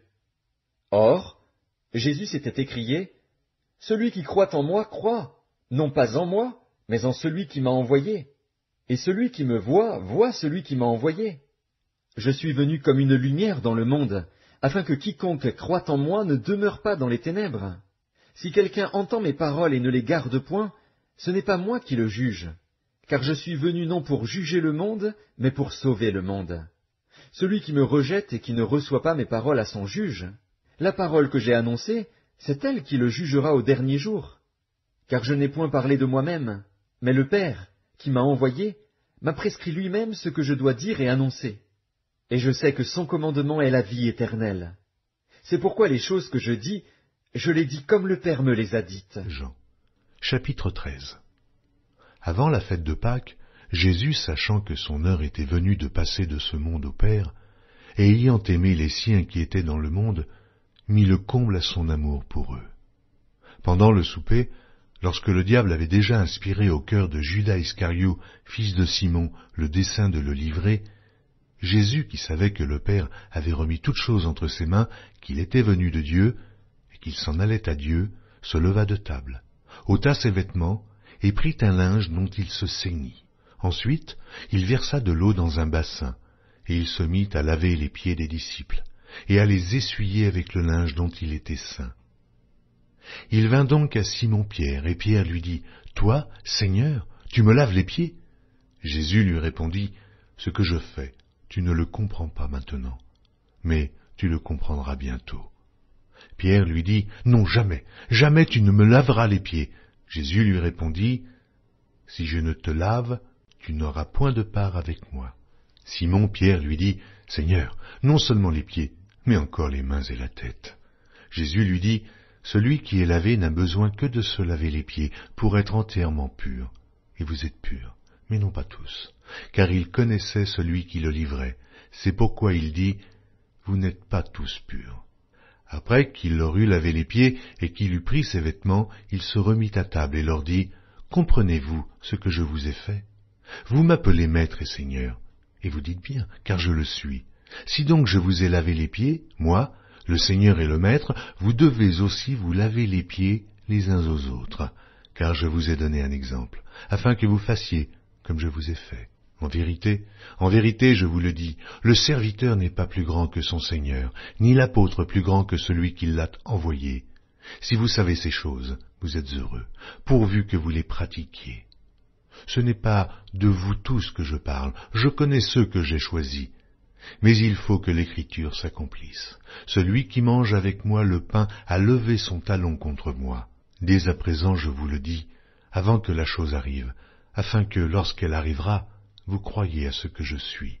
En vérité, je vous le dis, celui qui reçoit celui que j'aurai envoyé me reçoit, et celui qui me reçoit, reçoit celui qui m'a envoyé. » Ayant ainsi parlé, Jésus fut troublé en son esprit, et il dit expressément, « En vérité, je vous le dis, l'un de vous me livrera. » Les disciples se regardaient les uns les autres, ne sachant de qui ils parlaient. Un des disciples, celui que Jésus aimait, était couché sur le sein de Jésus. Simon-Pierre lui fit signe de demander qui était celui dont parlait Jésus. Et ce disciple s'étant penché sur la poitrine de Jésus lui dit, « Seigneur, qui est-ce » Jésus répondit, « C'est celui à qui je donnerai le morceau trempé. » Et, ayant trempé le morceau, il le donna à Judas, fils de Simon l'Iscario. Dès que le morceau fut donné, Satan entra dans Judas. Jésus lui dit, « Ce que tu fais, fais-le promptement. » Mais aucun de ceux qui étaient à table ne comprit pourquoi il lui disait cela, car quelques-uns pensaient que, comme Judas avait la bourse, Jésus voulait lui dire, « Achète ce dont nous avons besoin pour la fête », ou qu'il lui commandait de donner quelque chose aux pauvres. Judas, ayant pris le morceau, se hâta de sortir. Il était nuit. Lorsque Judas fut sorti, Jésus dit, « Maintenant, le Fils de l'homme a été glorifié, et Dieu a été glorifié en lui. Si Dieu a été glorifié en lui, Dieu aussi le glorifiera en lui-même, et il se glorifiera bientôt. Mes petits enfants, je suis pour peu de temps encore avec vous. Vous me chercherez, et, comme j'ai dit aux Juifs, vous ne pouvez venir où je vais. Je vous le dis aussi maintenant. Je vous donne un commandement nouveau. Aimez-vous les uns les autres, comme je vous ai aimés. Vous aussi, aimez-vous les uns les autres. À ceci tous connaîtront que vous êtes mes disciples, si vous avez de l'amour les uns pour les autres. » Simon-Pierre lui dit, « Seigneur, où vas-tu » Jésus répondit, « Tu ne peux pas maintenant me suivre où je vais, mais tu me suivras plus tard. » « Seigneur, lui dit Pierre, pourquoi ne puis-je pas te suivre maintenant? Je donnerai ma vie pour toi. » Jésus répondit, « Tu donneras ta vie pour moi. En vérité, je te le dis, le coq ne chantera pas que tu ne m'aies renié 3 fois. » Chapitre 14. Que votre cœur ne se trouble point. Croyez en Dieu, et croyez en moi. Il y a plusieurs demeures dans la maison de mon Père. Si cela n'était pas, Je vous l'aurais dit, je vais vous préparer une place. Et lorsque je m'en serai allé et que je vous aurai préparé une place, je reviendrai, et je vous prendrai avec moi, afin que là où je suis, vous y soyez aussi. Vous savez où je vais, et vous en savez le chemin. Thomas lui dit, Seigneur, nous ne savons où tu vas. Comment pouvons-nous en savoir le chemin? Jésus lui dit, Je suis le chemin, la vérité et la vie. Nul ne vient au Père que par moi. Si vous me connaissiez, vous connaîtriez aussi mon Père, et dès maintenant vous le connaissez, et vous l'avez vu. Philippe lui dit, Seigneur, montre-nous le Père, et cela nous suffit. Jésus lui dit, Il y a si longtemps que je suis avec vous, et tu ne m'as pas connu, Philippe. Celui qui m'a vu a vu le Père. Comment dis-tu, montre-nous le Père? Ne crois-tu pas que je suis dans le Père, et que le Père est en moi? Les paroles que je vous dis, je ne les dis pas de moi-même, et le Père qui demeure en moi, c'est lui qui fait les œuvres. Croyez-moi, je suis dans le Père, et le Père est en moi. Croyez du moins à cause de ses œuvres. En vérité, je vous le dis, celui qui croit en moi fera aussi les œuvres que je fais, et il en fera de plus grandes, parce que je m'en vais au Père. Et tout ce que vous demanderez en mon nom, je le ferai, afin que le Père soit glorifié par le Fils. Si vous demandez quelque chose en mon nom, je le ferai. Si vous m'aimez, gardez mes commandements. Et moi je prierai le Père, et il vous donnera un autre consolateur, afin qu'il demeure éternellement avec vous, l'Esprit de vérité, que le monde ne peut recevoir, parce qu'il ne le voit point et ne le connaît point, mais vous le connaissez, car il demeure avec vous, et il sera en vous. Je ne vous laisserai pas orphelin, je viendrai à vous. Encore un peu de temps, et le monde ne me verra plus, mais vous me verrez, car je vis, et vous vivrez aussi. En ce jour-là, vous connaîtrez que je suis en mon Père, que vous êtes en moi, et que je suis en vous. Celui qui a mes commandements et qui les garde, c'est celui qui m'aime, et celui qui m'aime sera aimé de mon Père, je l'aimerai, et je me ferai connaître à lui. Jude, non pas l'Iscario, lui dit, Seigneur, d'où vient que tu te feras connaître à nous, et non au monde? Jésus lui répondit, Si quelqu'un m'aime, il gardera ma parole, et mon Père l'aimera. Nous viendrons à lui, et nous ferons notre demeure chez lui. Celui qui ne m'aime pas ne garde point mes paroles, et la parole que vous entendez, ce n'est pas de moi, mais du Père qui m'a envoyé. Je vous ai dit ces choses pendant que je demeure avec vous, mais le Consolateur, l'Esprit Saint, que le Père enverra en mon nom, vous enseignera toutes choses, et vous rappellera tout ce que je vous ai dit. Je vous laisse ma paix. Je vous donne ma paix. Je ne vous donne pas comme le monde donne, que votre cœur ne se trouble point, et ne s'alarme point. Vous avez entendu que je vous ai dit, je m'en vais, et je reviens vers vous. Si vous m'aimiez, vous vous réjouiriez de ce que je vais au Père, car le Père est plus grand que moi. Et maintenant je vous ai dit ces choses avant qu'elles arrivent, afin que, lorsqu'elles arriveront, vous croyiez. Je ne parlerai plus guère avec vous, car le prince du monde vient.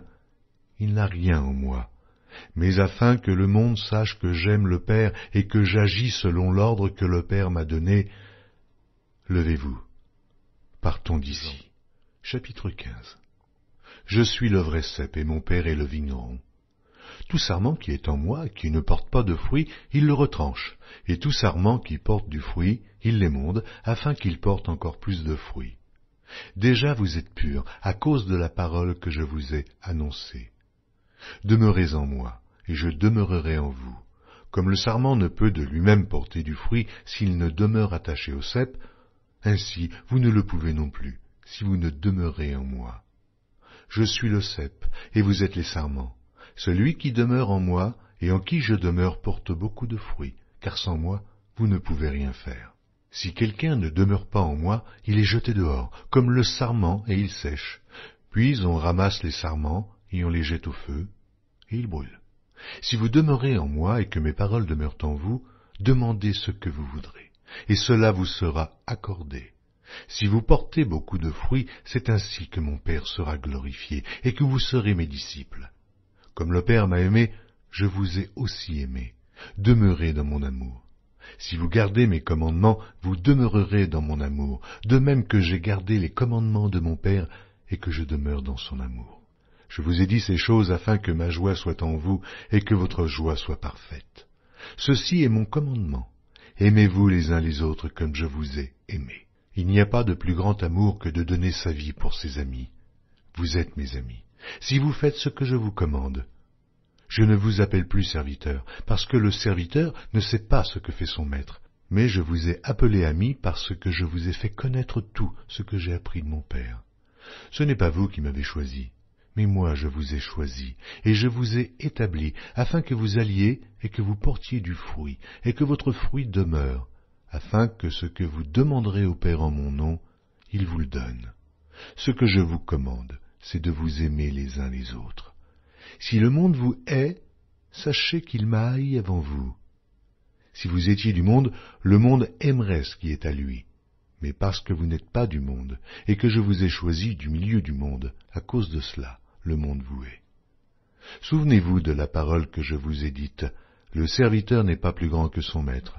S'ils m'ont persécuté, ils vous persécuteront aussi. S'ils ont gardé ma parole, ils garderont aussi la vôtre. Mais ils vous feront toutes ces choses à cause de mon nom, parce qu'ils ne connaissent pas celui qui m'a envoyé. Si je n'étais pas venu, et que je ne leur eusse point parlé, ils n'auraient pas de péché. Mais maintenant, ils n'ont aucune excuse de leur péché. Celui qui me hait est aussi mon Père. Si je n'avais pas fait, parmi eux, les œuvres que nul autre n'a faites, ils n'auraient pas de péché. Mais maintenant, ils les ont vus, et ils ont haï moi et mon Père.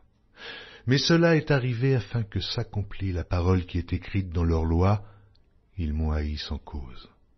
Quand sera venu le Consolateur, que je vous enverrai de la part de mon Père, l'Esprit de vérité qui vient du Père, il rendra témoignage de moi, et vous aussi, vous rendrez témoignage parce que vous êtes avec moi. Dès le commencement. Chapitre 16. Je vous ai dit ces choses afin qu'elles ne soient pas pour vous une occasion de chute. Ils vous excluront des synagogues, et même l'heure vient où quiconque vous fera mourir croira rendre un culte à Dieu. Et ils agiront ainsi parce qu'ils n'ont connu ni le Père, ni moi. Je vous ai dit ces choses afin que, lorsque l'heure sera venue, vous vous souveniez que je vous les ai dites. Je ne vous ai pas parlé dès le commencement, parce que j'étais avec vous. Maintenant je m'en vais vers celui qui m'a envoyé, et aucun de vous ne me demande « Où vas-tu » Mais parce que je vous ai dit ces choses, la tristesse a rempli votre cœur. Cependant, je vous dis la vérité, il vous est avantageux que je m'en aille, car si je ne m'en vais pas, le Consolateur ne viendra pas vers vous, mais si je m'en vais, je vous l'enverrai.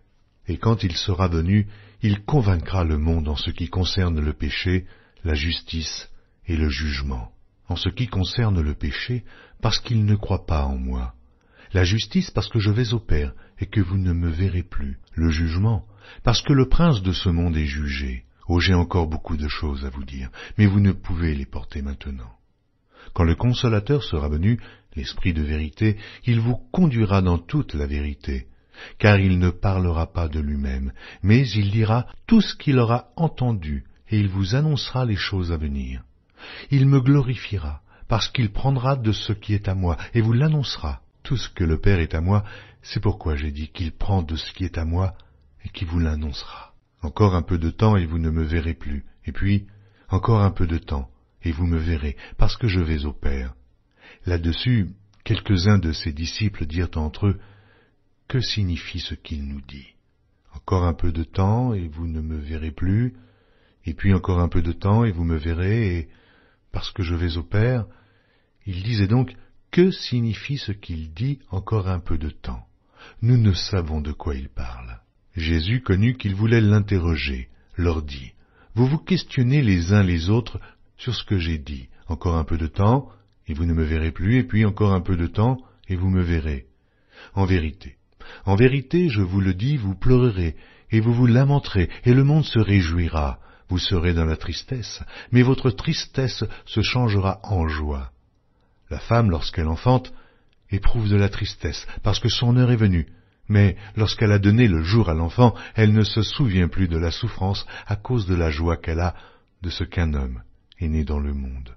Vous donc aussi, vous êtes maintenant dans la tristesse, mais je vous reverrai, et votre cœur se réjouira, et nul ne vous ravira votre joie. En ce jour-là, vous ne m'interrogerez plus sur rien.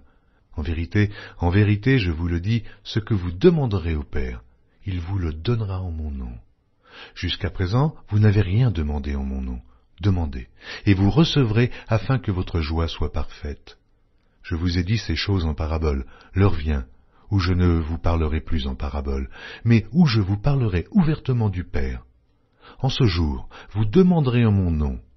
Et je ne vous dis pas que je prierai le Père pour vous, car le Père lui-même vous aime, parce que vous m'avez aimé, et que vous avez cru que je suis sorti de Dieu. Je suis sorti du Père, et je suis venu dans le monde. Maintenant, je quitte le monde, et je vais au Père. Ses disciples lui dirent, « Voici, maintenant tu parles ouvertement, et tu n'emploies plus aucune parabole.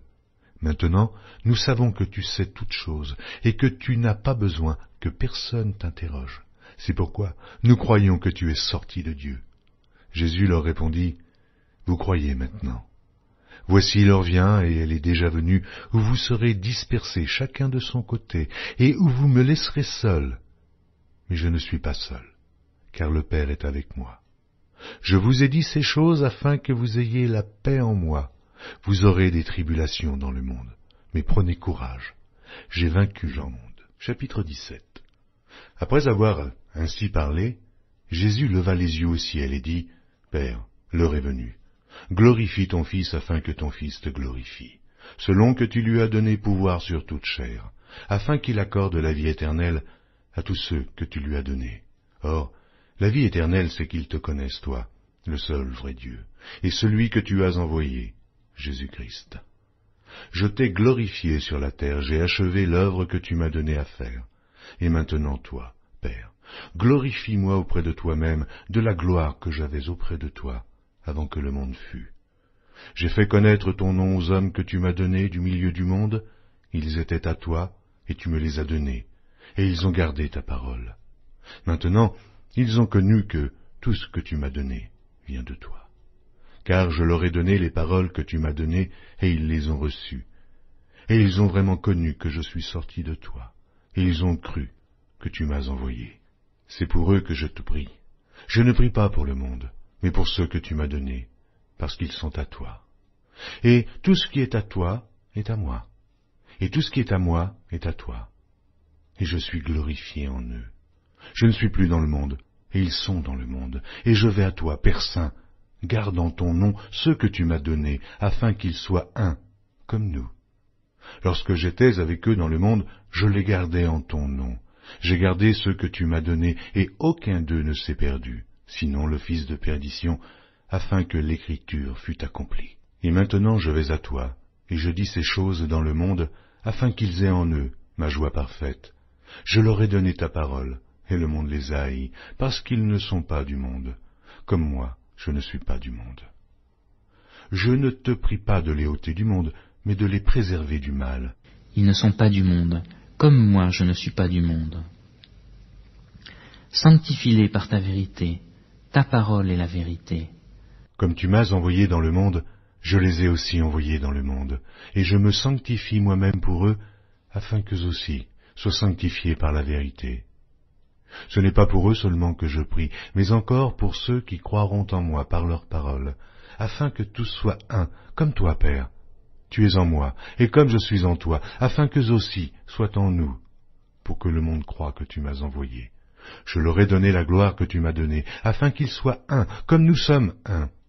Moi en eux, et toi en moi, afin qu'ils soient parfaitement un, et que le monde connaisse que tu m'as envoyé, et que tu les as aimés, comme tu m'as aimé. Père, je veux que là où je suis, ceux que tu m'as donnés soient aussi avec moi, afin qu'ils voient ma gloire, la gloire que tu m'as donnée, parce que tu m'as aimé avant la fondation du monde. Père juste, le monde ne t'a point connu, mais moi, je t'ai connu, et ceux-ci ont connu que tu m'as envoyé. Je leur ai fait connaître ton nom, et je leur ferai connaître, afin que l'amour dont tu m'as aimé soit en eux, et que je sois en eux. Chapitre 18. Lorsqu'il eut dit ces choses, Jésus alla avec ses disciples de l'autre côté du torrent du Cédron, où se trouvait un jardin, dans lequel il entra, lui et ses disciples. Judas, qui le livrait, connaissait ce lieu, parce que Jésus et ses disciples s'y étaient souvent réunis. Judas, donc, ayant pris la cohorte et des huissiers qu'envoyèrent les principaux sacrificateurs et les pharisiens, vint là, avec des lanternes, des flambeaux et des armes. Jésus, sachant tout ce qui devait lui arriver, s'avança et leur dit, « Qui cherchez-vous » Ils lui répondirent, « Jésus de Nazareth. » Jésus leur dit, « C'est moi. » Et Judas qui le livrait était avec eux. Lorsque Jésus leur eut dit, « C'est moi », ils reculèrent et tombèrent par terre. Il leur demanda de nouveau, « Qui cherchez-vous » Et ils dirent, « Jésus de Nazareth. » Jésus répondit, « Je vous ai dit que c'est moi.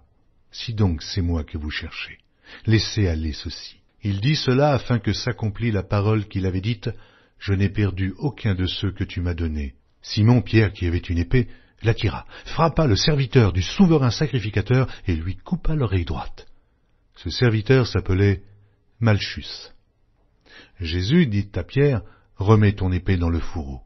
Ne boirai-je pas la coupe que le Père m'a donnée à boire ?»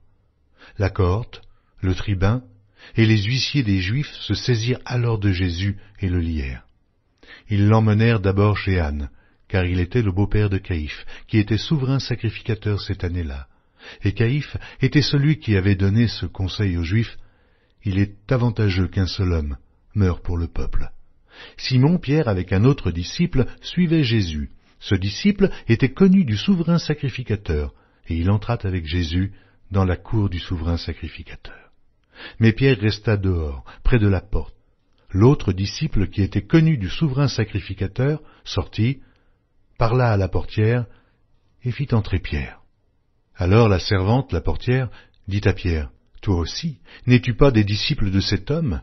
Il dit, « Je n'en suis point. » Les serviteurs et les huissiers qui étaient là avaient allumé un brasier, car il faisait froid, et ils se chauffaient. Pierre se tenait avec eux, et se chauffait. Le souverain sacrificateur interrogea Jésus sur ses disciples et sur sa doctrine. Jésus lui répondit, « J'ai parlé ouvertement au monde, j'ai toujours enseigné dans la synagogue et dans le temple, où tous les Juifs s'assemblent, et je n'ai rien dit en secret. Pourquoi m'interroges-tu ? Interroge ceux qui m'ont entendu. Voici, ceux-là savent ce que je dis. » À ces mots, un des huissiers qui se trouvait là donna un soufflet à Jésus en disant, « Est-ce ainsi que tu réponds au souverain sacrificateur ?» Jésus lui dit, « Si j'ai mal parlé, fais voir ce que j'ai dit de mal. Et si j'ai bien parlé, pourquoi me frappes-tu » Anne l'envoya lié à Caïphe, le souverain sacrificateur. Simon-Pierre était là et se chauffait.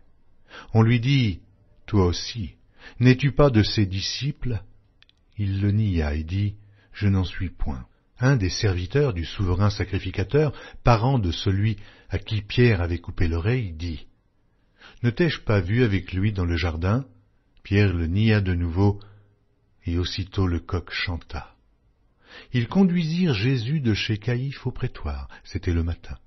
Ils n'entrèrent point eux-mêmes dans le prétoire, afin de ne pas se souiller et de pouvoir manger la Pâque.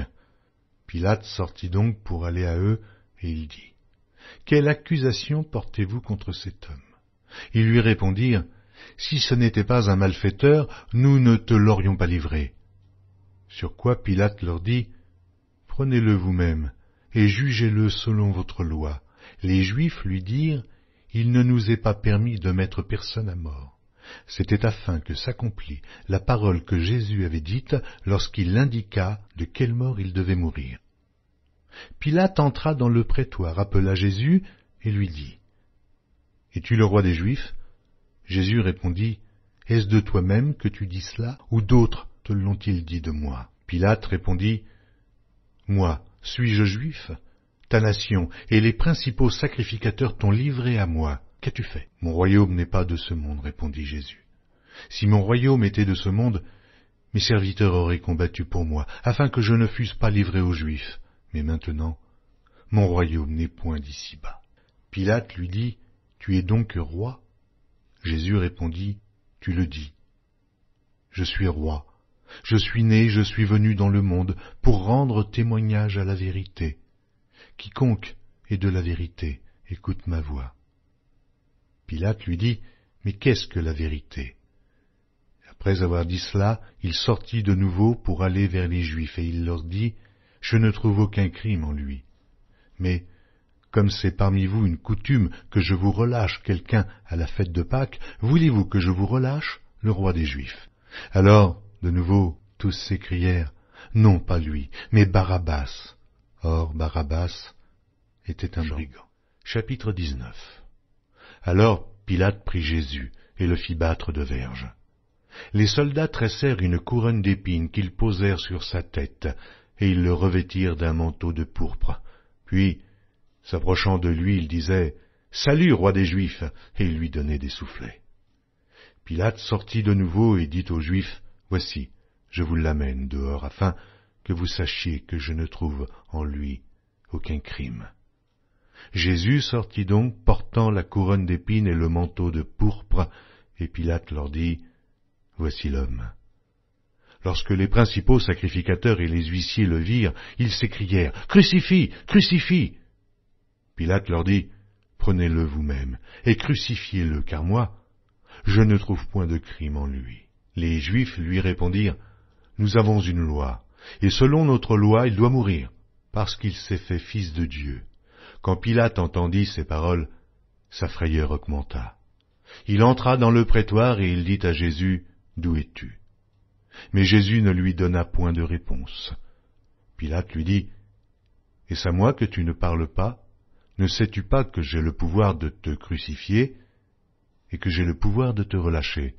Jésus répondit, « Tu n'aurais sur moi aucun pouvoir, s'il ne t'avait été donné d'en haut.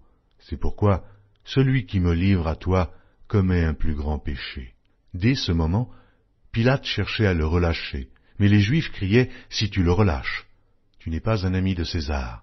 Quiconque se fait roi se déclare contre César. » Pilate, ayant entendu ces paroles, amena Jésus dehors, et il s'assit sur le tribunal au lieu appelé le pavé, et en hébreu, Gabbatha. C'était la préparation de la Pâque et environ la 6e heure.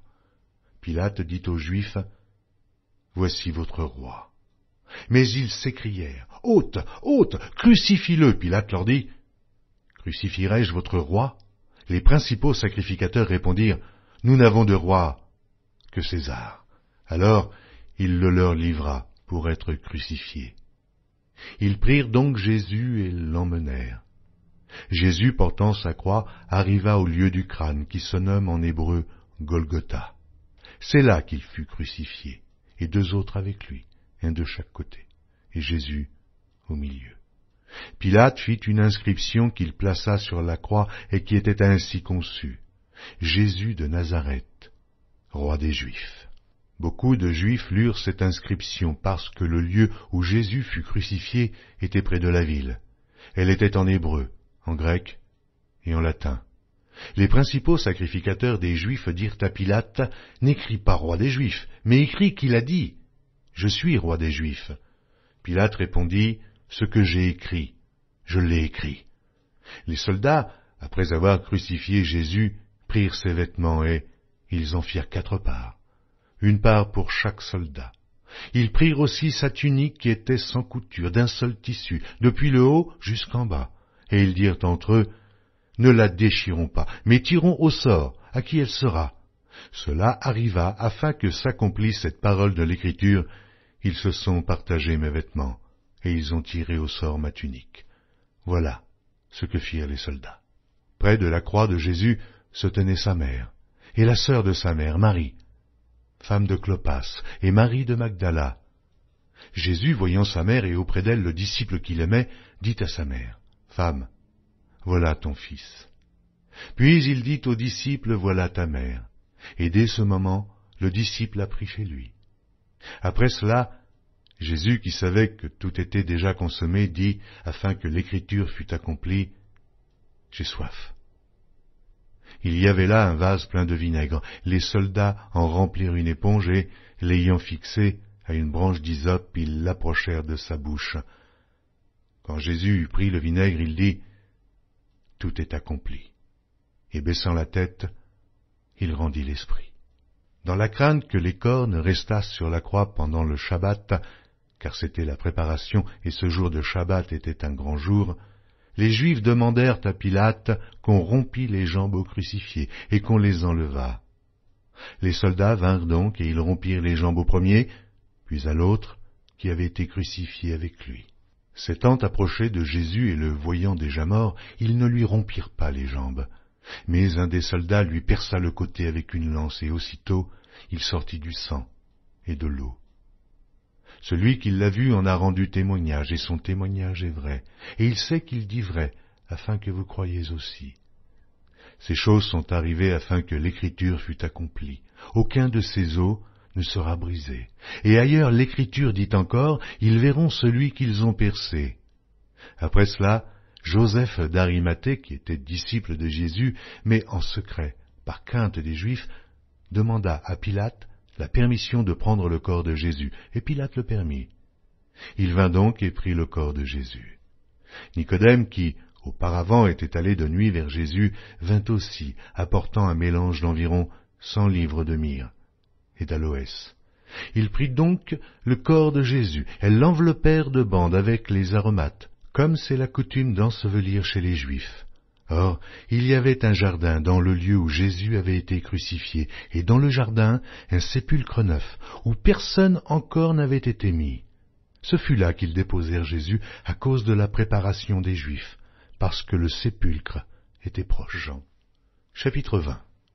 Le premier jour de la semaine, Marie de Magdala se rendit au sépulcre dès le matin, comme il faisait encore obscur, et elle vit que la pierre était ôtée du sépulcre. Elle courut vers Simon-Pierre et vers l'autre disciple que Jésus aimait et leur dit, « Ils ont enlevé du sépulcre le Seigneur, et nous ne savons où ils l'ont mis. » Pierre et l'autre disciple sortirent et allèrent au sépulcre. Ils couraient tous deux ensemble, mais l'autre disciple courut plus vite que Pierre et arriva le premier au sépulcre. S'étant baissé, il vit les bandes qui étaient à terre. Cependant, il n'entra pas. Simon, Pierre, qui le suivait, arriva et entra dans le sépulcre. Il vit les bandes qui étaient à terre, et le linge qu'on avait mis sur la tête de Jésus, non pas avec les bandes, mais plié, dans un lieu à part.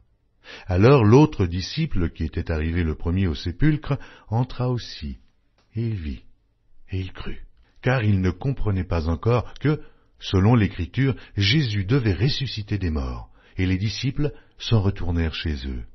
Cependant, Marie se tenait dehors près du sépulcre et pleurait.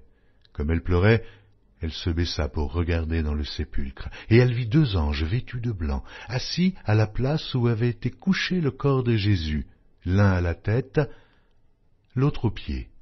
Ils lui dirent, « Femme, pourquoi pleures-tu » Elle leur répondit, « Parce qu'ils ont enlevé mon Seigneur, et je ne sais où ils l'ont mis. » En disant cela, elle se retourna, et elle vit Jésus debout. Mais elle ne savait pas que c'était Jésus. Jésus lui dit, « Femme, pourquoi pleures-tu ? Qui cherches-tu » Elle, pensant que c'était le jardinier, lui dit, « Seigneur, si c'est toi qui l'as emporté, dis-moi où tu l'as mis, et je le prendrai. » Jésus lui dit, « Marie. » Elle se retourna et lui dit en hébreu, « Rabouni », c'est-à-dire « Maître. » Jésus lui dit, « Ne me touche pas, car je ne suis pas encore monté vers mon Père, mais va trouver mes frères, et dis-leur que je monte vers mon Père et votre Père, vers mon Dieu et votre Dieu. » Marie de Magdala alla annoncer aux disciples qu'elle avait vu le Seigneur, et qu'il lui avait dit ces choses. Le soir de ce jour, qui était le premier de la semaine, les portes du lieu où se trouvaient les disciples, étant fermées à cause de la crainte qu'ils avaient des Juifs, Jésus vint, se présenta au milieu d'eux et leur dit, « La paix soit avec vous. » Quand il eut dit cela, il leur montra ses mains et son côté. Les disciples furent dans la joie en voyant le Seigneur. Jésus leur dit de nouveau, « La paix soit avec vous. Comme le Père m'a envoyé, moi aussi je vous envoie. » Après ces paroles, il souffla sur eux et leur dit, « Recevez le Saint-Esprit. Ceux à qui vous pardonnerez les péchés, ils leur seront pardonnés, et ceux à qui vous les retiendrez, ils leur seront retenus. » Thomas, appelé Didyme, l'un des 12, n'était pas avec eux lorsque Jésus vint. Les autres disciples lui dirent donc, « Nous avons vu le Seigneur. » Mais il leur dit, « Si je ne vois dans ses mains la marque des clous, et si je ne mets mon doigt dans la marque des clous, et si je ne mets ma main dans son côté, je ne croirai point. » 8 jours après, Les disciples de Jésus étaient de nouveau dans la maison et Thomas se trouvait avec eux. Jésus vint. Les portes étant fermées, se présenta au milieu d'eux et dit « La paix soit avec vous ». Puis il dit à Thomas « Avance ici ton doigt et regarde mes mains. Avance aussi ta main et mets-la dans mon côté et ne sois pas incrédule, mais crois. » Thomas lui répondit « Mon Seigneur et mon Dieu. » Jésus lui dit « Parce que tu m'as vu, tu as cru. Heureux ceux qui n'ont pas vu et qui ont cru. » Jésus a fait encore en présence de ses disciples beaucoup d'autres miracles qui ne sont pas écrits dans ce livre. Mais ces choses ont été écrites afin que vous croyiez que Jésus est le Christ, le Fils de Dieu, et qu'en croyant, vous ayez la vie en son nom. Chapitre 21. Après cela, Jésus se montra encore aux disciples sur les bords de la mer de Tibériade. Et voici de quelle manière il se montra. Simon-Pierre, Thomas appelé Didyme, Nathanaël de Cana en Galilée, les fils de Zébédée et 2 autres disciples de Jésus étaient ensemble. Simon Pierre leur dit « Je vais pêcher ». Ils lui dirent « Nous allons aussi avec toi ». Ils sortirent et montèrent dans une barque, et cette nuit-là ils ne prirent rien. Le matin étant venu, Jésus se trouva sur le rivage, mais les disciples ne savaient pas que c'était Jésus. Jésus leur dit « Enfants, n'avez-vous rien à manger ?» Ils lui répondirent « Non ». Il leur dit « Jetez le filet du côté droit de la barque et vous trouverez. » Ils le jetèrent donc, et ils ne pouvaient plus le retirer à cause de la grande quantité de poissons. Alors le disciple que Jésus aimait dit à Pierre « C'est le Seigneur !» Et Simon-Pierre, dès qu'il eut entendu que c'était le Seigneur, mit son vêtement et sa ceinture, car il était nu, et se jeta dans la mer. Les autres disciples vinrent avec la barque, tirant le filet plein de poissons, car ils n'étaient éloignés de terre que d'environ 200 coudées. Lorsqu'ils furent descendus à terre, ils virent là des charbons allumés, du poisson dessus et du pain. Jésus leur dit « Apportez des poissons que vous venez de prendre. » Simon-Pierre monta dans la barque et tira à terre le filet plein de 153 grands poissons. Et quoiqu'il y en eût tant, le filet ne se rompit point. Jésus leur dit « Venez manger ». Et aucun des disciples n'osait lui demander « Qui es-tu » sachant que c'était le Seigneur. Jésus s'approcha, prit le pain et leur en donna. Il fit de même du poisson. C'était déjà la 3e fois que Jésus se montrait à ses disciples depuis qu'il était ressuscité des morts. Après qu'ils eurent mangé, Jésus dit à Simon-Pierre, « Simon, fils de Jonas, m'aimes-tu plus que ne m'aime ceci ?» Il lui répondit, « Oui, Seigneur, tu sais que je t'aime. » Jésus lui dit, « Paie mes agneaux. » Il lui dit une seconde fois, « Simon, fils de Jonas, m'aimes-tu » Pierre lui répondit, « Oui, Seigneur, tu sais que je t'aime. » Jésus lui dit, « Paie mes brebis. » Il lui dit pour la 3e fois, « Simon, fils de Jonas, m'aimes-tu » Pierre fut attristé de ce qu'il lui avait dit pour la 3e fois, « M'aimes-tu » Et il lui répondit, « Seigneur, tu sais toutes choses, tu sais que je t'aime. » Jésus lui dit, « Paie mes brebis. En vérité, je te le dis, quand tu étais plus jeune, tu te saignais toi-même, et tu allais où tu voulais. Mais quand tu seras vieux, tu étendras tes mains, et un autre te ceindra, et te mènera où tu ne voudras pas. » Il dit cela pour indiquer par quelle mort Pierre glorifierait Dieu, et ayant ainsi parlé, il lui dit, « Suis-moi. » Pierre, s'étant retourné, fit venir après eux le disciple que Jésus aimait, celui qui, pendant le souper, s'était penché sur la poitrine de Jésus et avait dit, « Seigneur, qui est celui qui te livre ?» En le voyant, Pierre dit à Jésus, « Et celui-ci, Seigneur, que lui arrivera-t-il » Jésus lui dit, « Si je veux qu'il demeure jusqu'à ce que je vienne, que t'importe? Toi, suis-moi. » Là-dessus, le bruit courut parmi les frères que ce disciple ne mourrait point. Cependant, Jésus n'avait pas dit à Pierre qu'il ne mourrait point, mais « Si je veux qu'il demeure jusqu'à ce que je vienne, que t'importe ?» C'est ce disciple qui rend témoignage de ces choses et qui les a écrites, et nous savons que son témoignage est vrai. Jésus a fait encore beaucoup d'autres choses. Si on les écrivait en détail, je ne pense pas que le monde même pût contenir les livres qu'on écrirait.